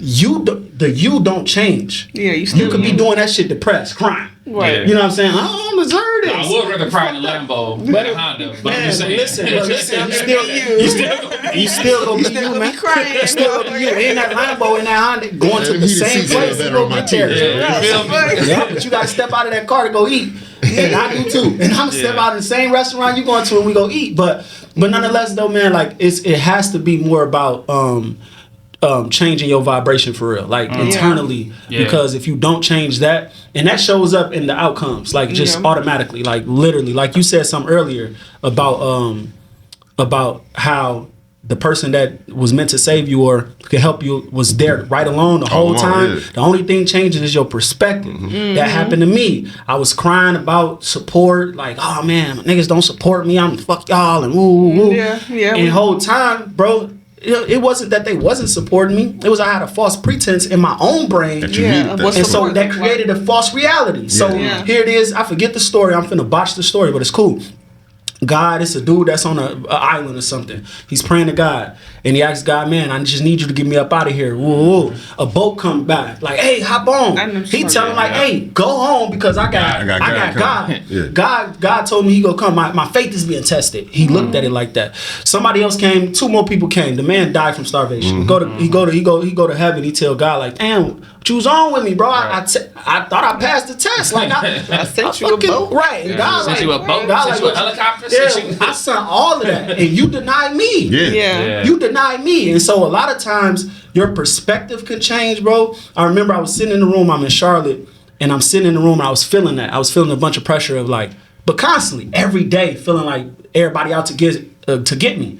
Then one day, I'm like, it's you. It's you, bro. Look at your phone right quick. I looked at my phone, bro. I went through my call log. I had like 600 contacts. I had every single person that in my contacts that I needed to get to where I'm at now. Yeah. I had everybody, bro. I had videographers, photographers, I had managers, I had everything, man. Anything I wanted to do, all I had to do was call somebody. And so it always was me. God already put them in my life. It was on me to change my perspective and become that God, like, you know. And start looking outside of what you can't accountability. reach. That's accountability. That's true accountability. It's like, you know what? I'm here. I'm where I'm at right now. You know what I'm saying? And I got to do what I got to do to get out of this situation. And God going to assist you because it already happened. Like so it's just waiting on you to view it. Like you say, that split, that experiment, it's just waiting on you. It exists already. You gotta observe it. You gotta observe it. You gotta see it. It's crazy because I'm thinking about like even the podcast we're on right now, right? So what was that? Last year we did for our last gala. I won't say no names. Still my guy, still cool. My guy came in. He was like, "Yo, I'm so impressed by what y'all doing. We're gonna help build a podcast in the school for the students so y'all have a podcast." Oh, y'all forgot about that. Look, the elephant never forgets. Right? I got a list of everybody and what they said and who they said, how they gonna get down. Hashtag stop the count. Yeah. So that person said that, and I was like, damn, okay. So they came, we started looking at how can we do it, whatever, having ideas. They never came through what they said to come through it, like put us in group chats, all kind of stuff. But it just never manifested itself, right? But we hear on the podcast, right? Because I remember talking about it, like, we still gonna do the podcast. I didn't know how, and then we just started doing it. And then right when we started doing it, it was like, oh, we about to get some equipment, Now this is like episode 18, right? So this is like new. It's like new stuff, but it's like when it comes to manifesting, it's like sometimes you just gotta start, you just gotta go. And I tell that to like clients all the time, like, you waiting, you just gotta go. You gotta start as if what you're trying to manifest already happened. Already existed. And then once you start believing it, whatever you need is gonna come around you. Right? It's gonna come, like out of nowhere. Like you're not even gonna expect it. Like it's just gonna hit one day. Like damn. You ever have the moments where you just look like, is this the universe giving me, like, I don't even have to pay for anything. I'm searching through my garage one day, and this is when, I just started my podcast and everything. I got mics, cords, tripods, all type of shit in my garage that I didn't even know. Like, all this stuff sitting right here, just waiting on me. Every day you walk by, the vibration calling your name. Yes, for real, for real. Just ignoring the vibration. Oh, that's for real, though. I remember I was at the Rockford Peach Fest at the Collective a few months ago. I'm there and stuff, and I'm just, this random person just came up to talk to me. He was just like, I see you in the game now. And in my head, like, yeah, I'm in the game, but I don't really consider it like that. I'm just doing my podcast, But he just like, no, you're in the game now, but you don't gotta go nowhere. Your community right here. Just like look around. Like this is your people. Like we're all here to help you. Like we're all here. It might seem like somebody not supporting you or hating you, but it's not that at all. People sometimes they don't know how to support you, or sometimes people are looking back and just seeing what's going on first. Like it's all type of perspectives. Definitely. You gotta choose the best one. Yeah, like so DC just did this Yo Black People conference yesterday, and I just told them in the parking lot before we started. I was very dope, very dope. I was like, this is the third one. I said, and people always say it as it progresses, but I was like, honestly, this is the best conference that I've seen that's specifically for Black people to empower our community. I said it's the best program I've seen, not just this year, like since you started doing it. Like this yesterday was, if you was in a building, it was like pretty powerful. It was like everything was on point. It was hitting, and I was like, man, okay. So we had that, right? So, but here's the thing. Here's my. I guess where I'm about to take it to is, I'm thinking back to part of the conversation we had earlier, based off what DC just did when we talk about like science and religion. Because there's this big thing in science where people like just believe, right? Or not science, I'm sorry, religion. Yeah. Right. People like just believe, Gotta right? have faith. But Or you going to hell? But there's like this conflict. be real, Yeah, too. exactly. Or you're going to hell, basically, right? Get that part. But it's like this conflict now because quantum mechanics doesn't make you can't. To me, in my opinion, quantum mechanics says that just belief doesn't make sense. It's like we know we can't explain everything, but the fact that we know we can't explain everything doesn't mean just believe is. You know what I'm saying? Like They say everything that we don't understand, we put that in God's hands. Like we say, oh, that must be God. Or when we didn't know, like who we didn't. and what is God? Where is God? Who, We what, don't where, know. when, We how? don't know. Everything we don't understand based You off know what I'm saying? religion, we call it God. But as we come closer to science, we can figure out why this is happening. Okay, that's not God anymore. It's because the protons, electrons move together. Blah Right. blah blah. That's not God anymore. But But whatever we don't is it still understand, God though? Is it that's not God? Is it still God? Or is it just Okay, so Is it God? Is God I using feel like the quantum everything boils down mechanics? to I wanna the ask same a question. question. Who The law and of what is attraction God? says- But Yeah. nobody can the answer law of that. attraction says Nobody can answer you that. are that which you call God. Come on. So And that's then, what I was- like my man was touching on, basically, you are manifesting your own reality, whether it's the reality that you desire or not. So then I'm laid up in the hospital, paralyzed from the waist down, supposed to be paralyzed for life. And that's not the reality that I desired. So I'm all up on the law of attraction, all up on the secret, figuring out how do you manifest. And it comes down to affirmations. And it's basically like you got to think that thought 17,000 times or something like that. So you Yeah. get that affirmation going, and that's putting it out there over and over and over again. You know what I mean? So if you want to manifest, you got to start thinking what you want over and over and over again. So yeah, just believe. It sounds like trash, but how hard are you believing? Because if you Right. believe hard enough, that shit will be your reality. So it Yeah. does sound like garbage. And I don't rock with people that just pray for it. Because you got to pray like 17,000 times. You know what I'm saying? I feel like- It's kind of a begging mentality, and if you have True, like because you're coming from lack. If you're or- coming from a state of Or lack, is you're that not just how going to you get work it. your magic wand? You But know if what I you mean? pray like I'll leave it in God's hands, that's a different That's not energy. worth it. that you I Yeah. ask you But because actually- the Western religions, right? At least Christianity, Islam, and I guess Judaism too, technically, right? Because the Old Testament says ye are all gods, right? So the Old Testament says ye are all gods, children of the Most High God. So, but if we God, even if there's a big God, if we God, like whatever our parents do, we should be able to do, right? So it's like if we're God, then the God you believe in.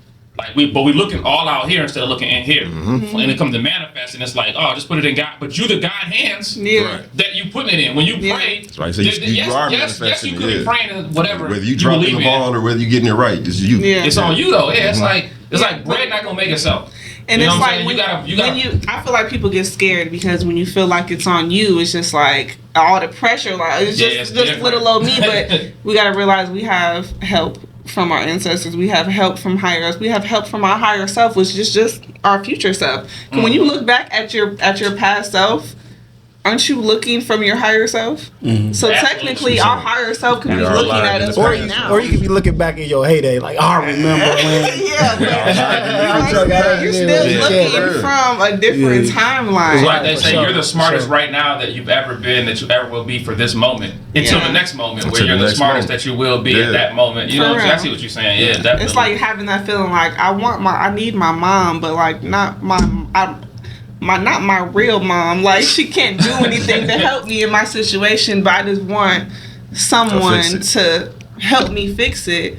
But that someone is there. You just gotta ask. No, Yeah. definitely. I think a big thing with manifesting, at least where we at, period though, like where our black race is, we gotta unlearn what we've been taught, especially that relationship with God. Like, and that's important because in the way it's given, a lot of our culture, our personality as a culture, has kind of some of our power has been stripped off of the way they taught us about God. So a lot of the stuff that we think we should leave in God's hand, we could have literally collectively came together and changed in a Done week. ourselves. Yeah, Yeah. no. One week. Yeah. 1 week. And it's because, over time it becomes a lifestyle. Unfortunately, like our mindset, like your mama teach you, like your mama almost teach you that I don't even want to get down on black women at all because we'll need another podcast for me to explain. Yeah. But a lot of the positions that we keep our seeds in, we take From the the accountability limitations away from from your them mom. immediately. Off of how we project our problems, how we Yeah. deal with our problems. We don't teach We don't teach our C's that you could just stand up and go get it. I mean that culturally. Why? Right, like culturally, that's our culture is not showing. We are the victims of, and we moving from a victimized standpoint rather than you right. Y'all did that. Now we finna take accountability. So let's go back to this then. So there's a definite connection then between trauma, manifesting, like quantum mechanics. Like it's all interconnected. Very you see much what I'm so. saying? Because it's like, yes, you can manifest these things, right? But then there's also like the traumas we face. Because like the trauma. So if quantum mechanics is the micro, then maybe the trauma is the macro. Because you know if life was the way that we desired it, or if somebody handed us a utopian life, we wouldn't be sitting here worrying about how to manifest change or quantify anything. Right. We'd just be going about our ways the way it's happening, and enjoying it the way it is. But when you have that trauma, that sacrifice, that loss, that tragedy, like I'm not gonna keep doing this shit, and I need a way to sustain positivity. And I feel like trauma, big or small, makes you sit back and just think like, it makes you it automatically puts you in a meditative state because you don't like your situation. Yeah. Unless you deny the trauma ever existed. That's right? it. Because trauma to me, I feel like trauma should be the fuel that launches us, right? Like whatever happens traumatic, if you don't want it to happen again, you like that launches you. But some people deny trauma. That's a whole other thing. When the therapist was on here, we talked about is like people who deny trauma. So if you deny that the trauma actually existed and it's the fuel to launch you, can you actually launch without? I think personally, in my personal opinion, I think that happens to people when they feel powerless. Like something happened to me, there's nothing I can do. So now that just didn't happen. That happens a lot to children. That happened at your Black People Powerless. Conference last year. You can't change it. Last year, I won't mention, bro. You know what I'm saying? Bro just was like, I ain't traumatized. But then, like, literally, Life. like, but you're that like regardless. So easily triggered. Maybe If I you bring don't. up this one Maybe thing. maybe you ain't took the time to understand to process. and grasp You gotta process. and What they even mean. acknowledge, because you gotta acknowledge, bro. Yeah. Like you said, if you ain't acknowledging it, you ain't gonna overcoming it. Like Right. so those outcomes that's being produced, like, and that could look like irritation, bro.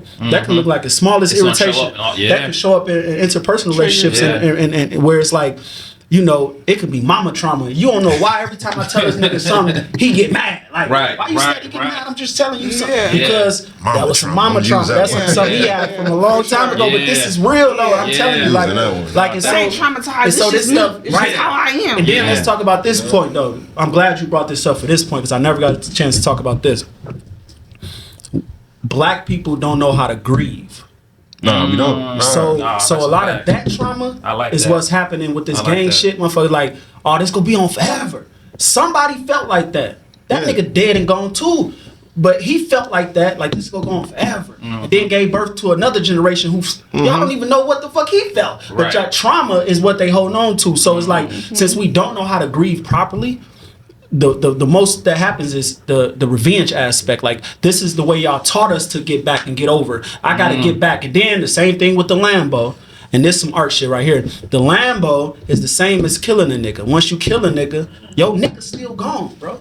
Can't no subtraction of their people bring my people back. You still go wake up and his mama still go cry on his birthday. You go be at his graveyard. Right. Same shit go happen regardless, and that's just the truth. Yeah. Now you could look at it like, since we play sports, oh shit, they up 7 championships, we up 8, we winning. Nah, reality, y'all niggas lost too. And they lost. Every time both somebody sides lose, every time. It was just a loss, a loss. And so we in a continuous state of grieving, or not grieving, just don't know how to deal with the loss. You know what I'm saying? I think not that's understanding death or not being able to grieve properly or having grief be such a heavy thing is because we don't understand life. We don't know what we lost, where it went, or what's going to happen next. okay. So when that shit hits us, now we have to just process some shit we really don't even understand. I think though too, it's not just grief. I think there's a lot of emotions that we don't know how to process. sure. Yeah. And A lot more. not but processing grief emotions is one is that hit me where deep. I wanted to connect it to Like, I wanted to connect it to how that. to Sorry, grieve. I wanted to connect that to the gang activity more so definitely. though, about how like motherfuckers steady going back to the pen because of one of those things. We just Yeah, but think about- what if we just knew how to deal with Think death? about the street life though, right? It's like, so think about, because like right now at this table, right? One of my friends could get killed. My reaction gonna be completely different than the reaction of somebody that's in the street. Because somebody in the street, like, oh, they up one, we going up two. You know what I'm saying? Like, they instantly is get back. But my mind is thinking like, okay, his mama crying, Yeah. right? Mm-hmm. My mind is, I'm processing not just the grief, I'm processing all these other emotions, the sadness, That's the where depression, emotional you know intelligence comes emotional in. intelligence comes into Why play. did my friend die? What happened before? So, like, what Yeah. happened in the previous generation, or why did they feel some type of way? What did he? Not even saying what did he do, but like Like, what led gathering to this? a grand scheme of Yeah. consciousness and connecting to people and their perceptions put you at a higher level because you're not just reacting based off Because your think character about alone. the little boy that's in the street, his friend got killed, but also at home every night he cries because he never met his dad. You know what I'm saying? He's already callous in here because all the other shit. His mom strung out and he never met his dad. His dad died gangbanging. Right. So now he's a different person completely. So he don't even have the capacity to process those emotions. Now that emotion hit him, they killed my guy. It's not even an emotional thought. It's okay, we going up to. You know what I'm saying? And it's like not the conditioning. Yeah. That's why you hear stories of somebody killing someone's son, and a mom is able to forgive that person. But the guy's not. The guy is not, but the mom is, because she understands. She don't want the next sees mom to that feel person. like She she goes to feels. trial. She sees what that boy has been through. She sees the lack of support or the traumas he's been through, and she just understands what put him in that situation. And yes, she's hurt that her son has died, but she's not gonna let the domino effect continue. But to your point too, so what about our young people that like somebody get knocked off and then we online like at their grave site, you know what I'm saying, pissing on the grave site, dropping 40s on it, like doing rap videos, you know what I'm saying, and then the next day that person get knocked off, and then the next day the young people back on, you know what I'm saying, because we're not processing at some emotionally. point we need to recognize patterns and process our emotions correctly. Yeah, we're not processing emotions, we just going through the, you know what I'm saying. But how do young black men do that? Where do they go? You know what I'm saying? We have all these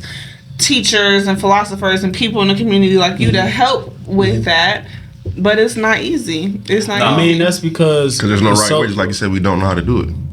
There's nobody. we can still learn though. There's nobody can stand up and say, "Let me show you how to grieve right." There is people who are saying that. It is people who are saying I know what you're saying. What you're getting at though is the facts of the matter. What you're saying is that it's also manufactured behavior. Mm-hmm. So a lot of that like talk you talking about, somebody blew it up, somebody made it acceptable, and the moment they made it acceptable, the white folks like, they love talking about death more than they like talking about shaking ass. Let's put more money behind this music. Let's pry him up a little higher than we do it's a Lupe. more socially Lupe fiasco, we gonna give him 50 Thoughts mil. become things. You're gonna talk you know about it. You're gonna read about. Like it's almost that thing where it's like who's in control of creating a new culture? Because at this point, I remember I grew up and they used to say that hip hop, and I used to be one of those, man, we ain't getting influenced, because I'm looking around like, no, I'm getting influenced by what I'm seeing in front of the projects in Concord.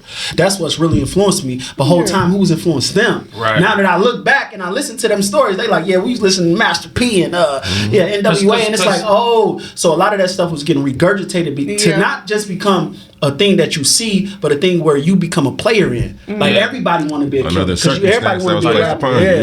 Because social engineering, here's the reality, right? I like that. Social engineering is a very real thing. So black people, young black people between the ages of 13 and 25 create the trends.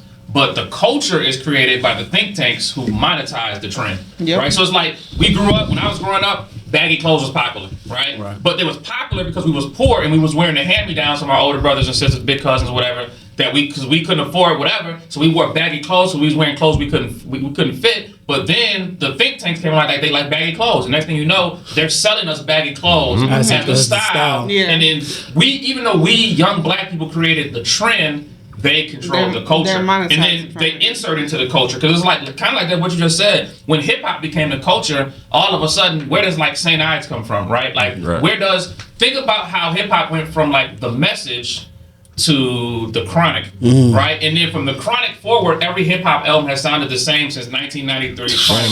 Right? The genres may have changed. You may have had crunk, you may have had trap, you may have had drill. The genres may have changed, but hip hop, and if for the average hip hop artist that wants to get on, you're only gonna get. I heard Too Short talk about, he did a whole tape that was like up in black women. He was like giving props, respect. Too Short did a whole tape of what he really wanted to do, and not one time was his favorite word bitch. And when he brought the tape to the record execs, they was like, well, let you put this out once you do 3 more albums. And I think the last one was like Cocktails, right? So this is how long ago it was. But once he did it, then it was the release. The album never came out because a positive album from Too Short big up in black women is completely against the narrative of who we know Too Short to be. It's too late. But by that point, it's too late. The destruction is done. It's like Snoop Dogg saying he wish he never made ain't no fun.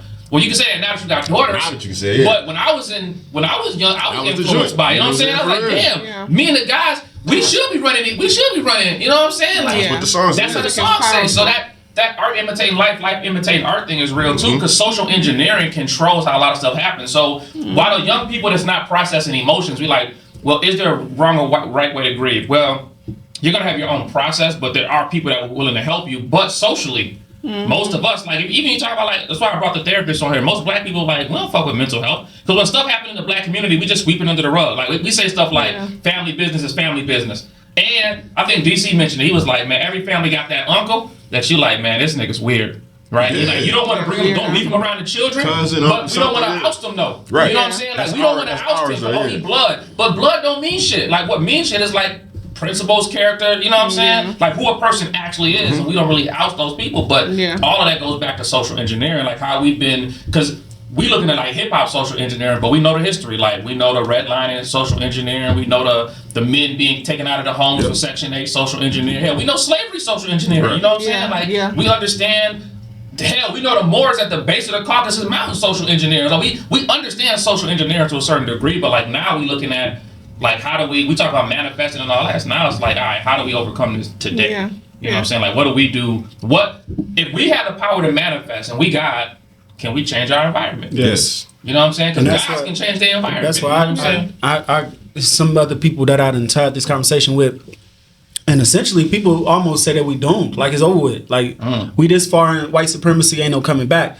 But I firmly believe the opposite. I firmly believe that there's a bottom to this shit. You know what I'm saying? There's gonna be a moment where the collective conscience will hurt enough, maybe, you know what I'm saying, or revolt enough. Something has to happen, of course, you know what I'm saying, that ain't happening. But I don't see God being down too long. You know what I'm saying? Like, of course, things happen. Back to the tornado. Look where we at. Things Back happen. to the tornado. But I do firmly believe that, and that's why I do stuff like sell these hoodies. Healing is crime prevention. I don't think that I can change. Ooh, that's hard. I just caught that. Healing is crime prevention. Prevention is hard. Eventually, even if you seen it subliminally, like if you just walking down the street and you just seen it, and then you happen to see a commercial of it, or you happen to wear one to school to work or whatever, the more people seeing it as a possible thought, they don't got to know the infrastructure of it. Right. It introduces a new world. And what happens one day is where I said that I think that the same thing that happened to those monkeys, that collective conscious. That snap also happens with us as people. And that's why we collectively could say somebody wrong, and you know what I'm saying, like Trump. Like Trump hated around the globe. The people on the ground hate Trump everywhere. Everywhere. So collectively, I think that enough people say healing is crime prevention, then all of a sudden the mayor is not looking at it as something that's so crazy to pour money towards, you know what I'm saying? Like, no, everybody think healing is crime prevention is a reality that can be had. Now the higher ups start to pour money towards it just because, you know what I'm saying? That's how you collective conscience has to happen. So I do think that we're gonna bounce back. It ain't the pioneers of the awakening, creating trends, creating things that are cool, creating trends that people see over and over again. Example, woke culture. I was locked up when woke culture got introduced, but some people hated it. After a while, I saw people just like don't even like the word woke, don't like the word grand rising, whatever the case may be. People don't like grand it, rising. but I be like, that's grand rising. That's a win. It's a win. It's got people thinking about the I'm intellect. glad y'all annoyed by it, but why are you annoyed by it? There's a reason, and that's the years of conditioning that told you you gotta say good morning. And if you say grand rising, it feel off to your soul because it's something different. It's something that's positive, and progressive. So if enough positive, progressive moments happen, woke culture could become a lifestyle. You know what I'm saying? Like kids can go to schools like this where people will be like, it makes sense to get fed history by black folk than it is. You know what I'm saying? So I don't know. Like I think equally too. I think a tsunami is the perfect example, right?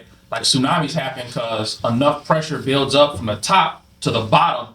And once that bottom gets shook and that earthquake happens, all the pressure from the bottom comes to the top. And what comes to the top is a destructive force. You know what I'm saying? So it's like, all right, Trump gonna bomb Iran. And in America, we're not gonna have money for food, or food prices gonna keep going up, gas price. Like at a certain point, like the people on the bottom is like, listen, we're sick of this shit. And when the people at the bottom get to the point, like the Holy Quran says, Allah would never change the condition of a people until the people change the condition themselves. And it's like at a certain point when the people like, nah, today is the day, and it has pop off, become the new norm. It got that's the thing. But how much pressure got to build up to get that to happen? Because like you said, we can't be here forever, right? It can't be here forever. That pressure right now, we seen something, but like imagine countries where the dollar bill has collapsed. You know what I'm saying? Like what happened in those countries when the dollar collapsed? Same shit that's gonna happen here. They know just what to do to keep us oppressed, but not too much to piss us off. Right. You know what I'm saying? And they good to keep us comfortable. They keep us comfortable with this. Us comfortable. Shout out to King James first off. I don't want to. Because I gotta go home and watch my basketball. I don't want to sound like I'm getting down on greatness because I'm a hooper. I love it. I love it. It's in my bones. But secondly, though, as long as they keep pride in those individuals. This is another word I'm looking for, but like when you put them on a pedestal, so long as you care about, long as you care about Aaron Rodgers and where he going, what happened in the Diddy case, 50 Cent and this beef, long as those things taking up our time, we ain't caring about rebelling against a government. We not collectively hurting together. The slave narrative said that social media is killing all of our creativity and taking our attention span away from what's really matters. So they're not even worried about us rebelling. I heard they looking at the views like, 5 billion of these niggas watched basketball highlights last night. We good. I heard we good. They worried about that. Cameron said on It Is What It Is recently, he was like, they asked him some type of question. He was like, nigga, we ain't make it. He was like, he said, we got a few billionaires. He's like, him and Mace, they was talking, and he was like, we got a few $100 million. He's like, nigga, that ain't shit. That ain't no money, he was like, bro. That's not real money. He was like, he said they got people. There's people that have more money than all of Black America combined. That's individuals. Think about Apple. Apple's worth 1.2 trillion. Black America's worth 1.6 trillion. That's one company that can compete with all of Black America. The top 5 white landowners own more land than all of Black America combined. You know what I'm saying? So it's like, at a certain point, that pressure gonna pop. Because we gonna get 5 white guys can own more land than all of us. Even though we was told after slavery we're supposed to get 40 acres and a mule, right? Not only do we not get the 40 acres and a mule, 5 of y'all own more than all of us. At a certain point in time, like the Nat Turners of the world is born because that pressure comes in us. And somebody like, you know what? Fuck this shit. I'm about to go crash out. You know what I'm saying? That coding, changing the coding of the flower helps the flower bloom into something different. So the school that y'all got going on, the information that y'all giving these kids, bro, is the best thing that could happen. And the reason being is because now y'all are producing that outcome that we're lacking. You know what I'm saying? Because they not getting fed. They're not getting fed that mentality of victimization. They getting fed power. They getting fed like progressive thought and action. Creating a bunch of Neos in the Matrix. You gotta create those folks. You know what I'm saying? Because what happens is, once you know who you are, then you react different. That just is what it is. You know what I'm saying? Once you came to the knowledge of self, I'm pretty sure you was a different Henry than you was when you wasn't. You know what I'm saying? The knowledge of self changes things. And so continue to just give that knowledge. Do your part. You know what I'm saying? Your daughter gonna do way more than you ever imagined. Absolutely. You know what I'm saying? Or could do. Because you did your part. Right. And so we one step closer to that. More people knowing who they are. The more people know who are, the less tricks could get played on us. You know what I'm saying? Like that trickology is a thing, man. It's real. So as long as you know, they can't phase you. You know what I'm saying? It's harder to trick you. Way harder. I know time is coming up, but this is gonna take me all the way back to the beginning there, right? So then at this table, if all of us had this information, do we really have free will on spreading this information or not? Of course we do. Do we? Like, can anybody at this table say, you know what? I got all this information. I'm just not gonna share it with nobody. Is it in you to even do that, or if it's not in you to do that, it's in us to be here and share the information we have. So when the time is right and our information is needed to give to someone, it will happen. But you can't force information down people's throats. No, you can't. You can lead them to water. You can't make them drink, but you can lead them to water. Yeah, so it's all about you trying to force someone to wake up when they're not ready to wake up. They'll wake up in their time. In their time, yeah. And I've woken up more since being in this conversation. You know what I'm saying? This was supposed to happen. It's kind of like you can't force anything. It's kind of like being a preacher's kid, right? Like your dad or your mom, whoever's a pastor in your household, is going to be constantly giving you religion, but they're not, you know what I'm saying, allowing you to go, You know, it's a sin if you do this, it's a sin if you do this, it's a sin if you do this, right? So you're kind of getting it without even wanting it. You know what I mean? So if I go home right now and put this podcast on YouTube for my kids and put it on the living room, in the kitchen, in my room, and then they're going to be conditioned to these types of conversations no matter what. So even if they buck between 18 and 22 in their college years, when they get ready to come back and do some stability on or have some stable on their own, they have a guideline or a baseline. They know what home is. They know what safe is. This podcast will be here forever. So when you are aligned to this conversation, it'll come. It'll hit you. It'll hit you. It'll come your algorithm. Definitely. That happened to me. That's one of the reasons I wanted to do it. Because I was like, damn, I seen something and I was like, I was going to therapy and I was talking to a therapist, and then as I was learning about self-regulation, I was like, no, this changes how, like, because understanding your nervous system is a huge part of, like, manifesting, as far as I understood it. Even if you say manifesting negative, because if your nervous system is out of whack, everything you manifest is going to be out of whack. But if it's in point, if it's calm, and you can tap into the universe, because the universe got a rhythm. You're aligned, you can just flow through life. And I think that's you get a state of flow. My goal is like homeostasis, like getting back to it, because I went through a lot of shit, whatever. We all do. But sometimes your pain body become your identity.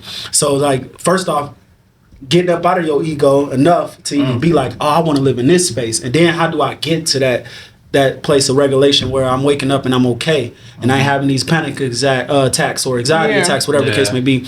That, through meditation, through, you know what I'm saying, man, my bike rides, hiking, whatever, freeing your inner child. And that's my goal personally, like, period. Everything else in life, right now, my goal is to return to there. You know what I'm saying? And then continue to create. You know what I'm saying? From that place, though. You know what I'm saying? Inspire other people live naturally. from that place. That's where I want to go. What about meditation? Everybody mentioned meditation at the table. What are y'all? How do y'all? If you were to explain it to somebody, explain kind of like how that process goes for you personally. Yeah, I'm sorry. Let me start, because I don't and I need to. Okay. If I start thinking about meditation, I'm really just gonna get real quiet, real calm. I heard some knowledge one day. It was like, consider like 5 things you can hear, 4 things you can smell, like try to get yourself in the moment and then try to think from there. So I need to know, you know what I'm saying, what is it? Because truthfully, every morning I do plan and plot my day, and I visualize how I feel it's gonna go out. Then I take the highlights of things that are important to me in that day, and I focus on them and I go. Yeah. But I need some like I said, calm energy. I don't have none of that. You know everyone meditates differently. If you don't have calm energy, and you can meditate in the shower, you can meditate on the toilet, you can meditate in the car. You know what I'm saying? But it's really just silencing your brain. It's a form of discipline to not get distracted by anything on the outside. Absolutely. And not start thinking about affirmations, but just quiet your mind so you're not thinking about anything, and just let the answers or whatever you need come to you. Just sitting in silence. It's a form of discipline for at least 10 minutes. At least. And they say, someone was like, oh, I don't got time to meditate. Well, someone told this person to meditate for 30 minutes a day. He was like, I don't got time to meditate. He was like, okay, we need to meditate for an hour a day. Meditation is really important. Like, you can't meditate on what you want, but more so who you want to be for the day. What type of energy you want to embody. I like that. Becoming closer to your higher self. Yeah. I will say, for me, meditation is important, knowing the constant struggle of being human. Like, and being human comes with a whole bunch of roles. You ain't doing nothing but playing roles. You're a dad, you're a teacher, you're a police officer, you're a criminal, whatever. But in those roles comes different. It hijacks your brain, so you already always on edge. Right, you got to take care of 10 kids, or you gotta, whatever it is you got to do. Imagine that your body is already always living stress. It always has to make a decision. It always thinking, I gotta problem solve. And because the road that you have to live that road and being human. So the importance of meditation is that you get a chance to step outside of those roads. Your body get a chance to rejuvenate and you start to regulate your energy. And so you need to exist from that level, because you're a tree. You're a tree. So you weren't meant to just be a worker. You weren't meant just to work. Like, that's not meditate that's while not sober. While sober, strips you from your ego. I meditate while under the influence of marijuana and sober. I meditate, daily. Like, you know what I'm saying? Sometimes I go by the water and meditate. Sometimes I'm doing yoga and I meditate. Yeah, that's peaceful. So, and then I think about yoga, the important thing that I push to anybody out there, meditation and yoga should go together, because it teaches you to breathe during hard times. So ideally, if you ever did it, Like, I ain't gonna lie, I prejudged yoga. I thought it was like, man, that's soft. Then I did it, and I couldn't do it, and the teacher laughed at me. She like, you work out, you couldn't even make it through an hour? And you got these people in here 60 years old doing it.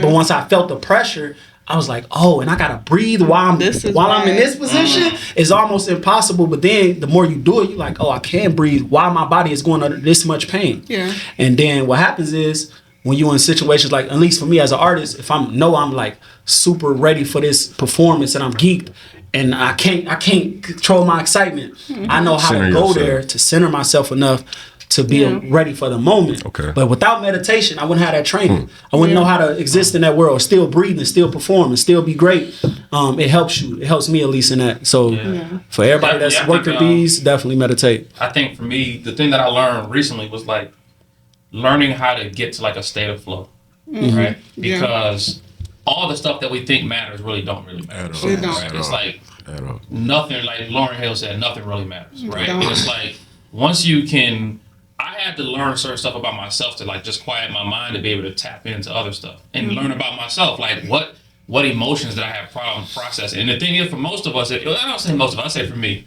I realized like I had never sat with myself. Yeah. Like I just never did it. Like I'm always people around, or I mean, whatever. It's always, or just, spouse or whatever. Like I never sat with myself to be like, who am I, and figure out what's going on with me. And I started figuring stuff about myself. Like, damn, okay. Like I realized, like not being able to sit with myself. I was like, damn, okay. Now that it's just quiet and it's just me. Like, how do I feel about me? What do I actually like about I think one of y'all said it earlier. It's the stuff that people tell us we are, that we believe, but then it's like, who are you actually? Then I start asking certain questions to myself, like, damn, wait a second. I only am this way because of this, right? Like, oh, that's, then I started realizing there's certain emotions that I was like, certain stuff about myself that I've seen from like dysregulation to regulation. Yeah. Like I had this incident that happened, I don't put too much business out, but I had this incident, I was completely dysregulated in this incident, right? And I had one of the brothers on the phone. And so he called me back afterwards and he was like, yo, he's like, you got to learn how to control your emotion. He's like, because that same emotion, if it escalates and you're in a situation, you can take yourself out of position just because you couldn't control your emotion. So when I started looking at it, I'm like, damn, I never want to be in a position where I'm that emotional, where I can't control the emotion. Not that I don't want to feel it. I should be able to name it and identify it. But I needed the meditation to learn. To work for me. Yeah, I needed to work for me, not against me. And then that's what gets to that state of flow. It's like, okay, now when discomfort comes, I can sit with it easily. Versus at a certain point in time, discomfort comes, I'm ready to snap. Because now I can sit with discomfort. You could tell, you could probably cuss me out, and I was smiling like, all right, you know what I'm saying? Like it's completely different once you enter that state of flow, and now you. Because you realize like a lot of this shit don't matter. You know what I'm saying? Like, man, a lot of this shit don't matter. Then another thing you realize too, like I did this silent retreat. Shout out to Wendy, and she a Buddhist. She invited me. She know I'm with the School of Thought, so she invited me to it. It was my first time, and you couldn't have your phone. You had to just sit there in silence from 8 o'clock to 3:30. Couldn't say a word. You couldn't say, "Can I go to the bathroom?" You couldn't say nothing. Like you couldn't speak, and what I realized about myself was at that time too, I was going through hell. I was going through turmoil also. So it was great. It was great. The two things that happened. One, I realized my brain was on autopilot of anxiety. Like I was having these sitting there like, what the fuck am I irritated about? I'm sitting alone. Ain't saying nothing with some people like, what's happening? I'm trying to find something to be irritated then I'm like, damn. So now I'm like, okay, in my situation at the time, I'm like, damn, am I the problem? Was my brain so used to getting into it at these moments that it just something was gonna pop off? So we always arguing because that's the energy I was feeling without her being around at that moment. So I'm sitting there, I'm like, damn. So then I'll get angry and I'll get sad and I'm like, what the fuck is happening? But what I realized is that was already happening. It's just somebody else there to bounce it off. So like you say, the kids irritating you, or your wife get into it, whatever, or just performing. You always feeling those things on clockwork. So if you realize without that, you're like, who are you? Like, what are you carrying? You know what I'm saying? So what happened was almost like if you ever did shrooms, the same thing happened, but without the influence. When I did shrooms, I was tripping. Oh man, damn! I wish you better experience next time, man. So, but usually you break away from the ego for a second to realize the energy that you actually are and not who you think you are. So what happened with me after the silent retreat was I broke down, bro. Like I had a mental breakdown because I realized I was carrying way more than I thought. Because it wasn't nobody there to entice the energy, like stimuli. Like it wasn't nobody there to touch this to make it go off. It was me going off. These sparks was going off in my head without anybody. So immediately after, I first time I felt what I was really carrying without nobody else, because there's nobody for me to naturally go through this shit with. I'm going, it's by myself. So, which was a good thing because I knew where I had to fight from. I knew what I was dealing with. I felt it for the first time. Like, oh, this is my shit. So I got to fight from that place. I'm the problem. Even if you with somebody that's, you know, even worse than you or whatever the case may be, you realize what you carrying. You know what I'm saying? So, but if it weren't for meditation, I would have never walked so I got to that. ask the questions to myself. And it was like, that's me? Oh. Oh yeah, she didn't get to it. Oh, yeah. I was looking like, wait, I don't see no phones out. But no, so I asked the question. So like, it's like, all right, yes, you're a father, but outside of being a father, it's like, yes, you're a teacher, but outside of being a teacher, like, and then I started all the way down. I had to take it all the way down to like, this is the public perception of me. Right? Because I'm in a position where I'm like, damn, people's public perception of me is going to be different if they knew this is me. This is what everybody thinks. This is what everybody think I am, but this is who I'm finding out I really am. And it's like, damn. Imposter syndrome. Yeah, it's like, damn, I'm not really this person. This is me over here. Like, I don't really want to be this person. I want to be this person. And then the people around you, they don't understand the same. You're going through something, but they don't understand it, right? Because now I'm finding me. And folks like, oh man, no, we like the old you better. I'm like, no, the old me. That's what got more comfortable with. Yeah, like the old me is that's the old me was here to satisfy just you. But the new me centers with me and then goes out. Before it was everybody else gets pleased, and if there's any energy left over and I'm not completely depleted, then I give energy to myself. But now it's no, I get the energy first. Then after I get to eat, then everybody else gets it. And that's a different person. Yeah. You operate different. People start seeing you different. People around you start, you're not the same person I knew. Like you changing on me. You switching it up. You becoming somebody different. Like I am. But I'm becoming something that I was always meant to be. It's just that everything else distracted me and I was answering to everything else. Like, oh, I gotta be this person. I gotta be this person. I gotta be this person. Then you meditate, you start feeling out, you start finding certain shit out. Like, damn. This is really this how I really want to be. You know what I'm saying? And that like for me, I was like, it's life changing. You know what I'm saying? I'm whole. I'm complete. Yeah, it's a huge difference. Yeah, man, it's right. It's a huge difference. I mean, look, all right, look, I kept y'all, but I want to thank y'all first of all because I think this episode was lit. Of course. I mean, we might say a few swear words, but I think we can use this in school. Oh yeah, I was cussing. I didn't even think about, but yeah, ain't no problem. TikTok. They got this ain't their first. This ain't their first rodeo. This is a different generation of children. For sure. Yeah, we could definitely use this episode. But I appreciate y'all, man, for coming. I definitely had a good time. I don't know how y'all felt about it, but I had a good time. I had a great time. Thank you for seeing me in the light to be someone who's worthy of speaking on manifestation and creating greatness here. I appreciate that. I just feel like I'm not even. I feel like I'm a servant to y'all. So, you know what I'm saying? So I big up y'all dope, and I'm just happy to be here too. You feel me? Like at the end of the day. So I appreciate y'all, man, for blessing us with a little something on Hustle and Humor Podcast. It's different. We didn't go to Wakanda today, you know what I'm saying? I think I think we made it hard on DC. Did we ever answer our question? Is that free will or not? Juicy all throughout this one. Yeah, I don't know. Come to your own conclusion. Yeah, come to your own conclusions. On any questions we didn't answer, which is probably most of them. Hey, what they say, leave answers in the comments. Yeah. What y'all think? You feel? So designed to have a question answered? I don't know. Or just proposal. Like they say, we don't understand enough to even ask the right I questions. It's the thought that counts. It's the thinker. Like free will. You know? Yeah. There's definitely some thoughts in there though, man. Like I just hope that the information we gave was able to push somebody forward, intellectually, spiritually, just enlighten people to think a little different, man. That's all it takes is a little bit, like a little bit, push the needle, man. A lot of results, a lot of different results happen when you do a little different. You know what I'm saying? If you're in a situation and the needle's not moving, tap into this episode. Facts. If nothing else, I hope we made people who've been wearing that nerd label feel a little more comfortable being themselves. Oh, yeah. Team nerd. Yeah. Man, we got to celebrate intelligence, man. Like it's black and a nerd. Yeah, man. I was just telling somebody the other day. It's your knowledge. Being from your articulate, people. You can still be like I said. I'm code switch. Like you could tell I'm black, but I can articulate words without having everything. Don't gotta be super hood. Right. You can say articulation. That don't mean just because you can speak the language well, don't mean you're not black. It just means you articulate yourself. That's all. So, man, before we get out of here, I'm gonna do one last thing because it's all entrepreneurs here. For our entrepreneurs that tap in, 'cause most of our fan base is entrepreneurs, we still gonna get some hot sauce. So based off what we talked about today, I want y'all to give the entrepreneurs, and there's no time limit. Give them what you gotta give them one at a time.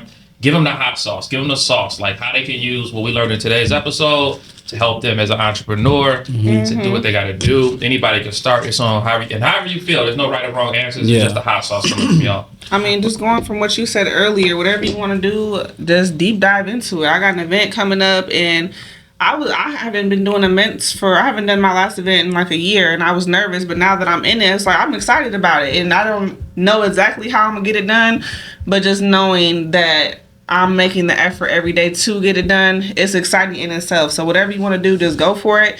You're going to figure it out along the way. If it's that's what you meant to do. And like we was talking about earlier, everything is already done. Yep. Everything is already done. Whatever you want will come to you if you just put in effort every day. So just go for it, be loud about it, and show out all 2026. Yep. Rewind the last hour and a half or whatever DC cut it out to be and take all of these different recipes for manifestation and put them together.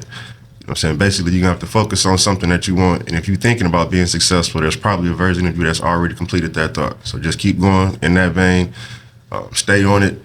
Get you some affirmations together. Get you a team together that believes in you. And make sure that when you don't feel it, somebody's still pushing you. And make sure you outdo your own expectations. Set your goals too high for you to believe that they're possible and then go after them. For sure.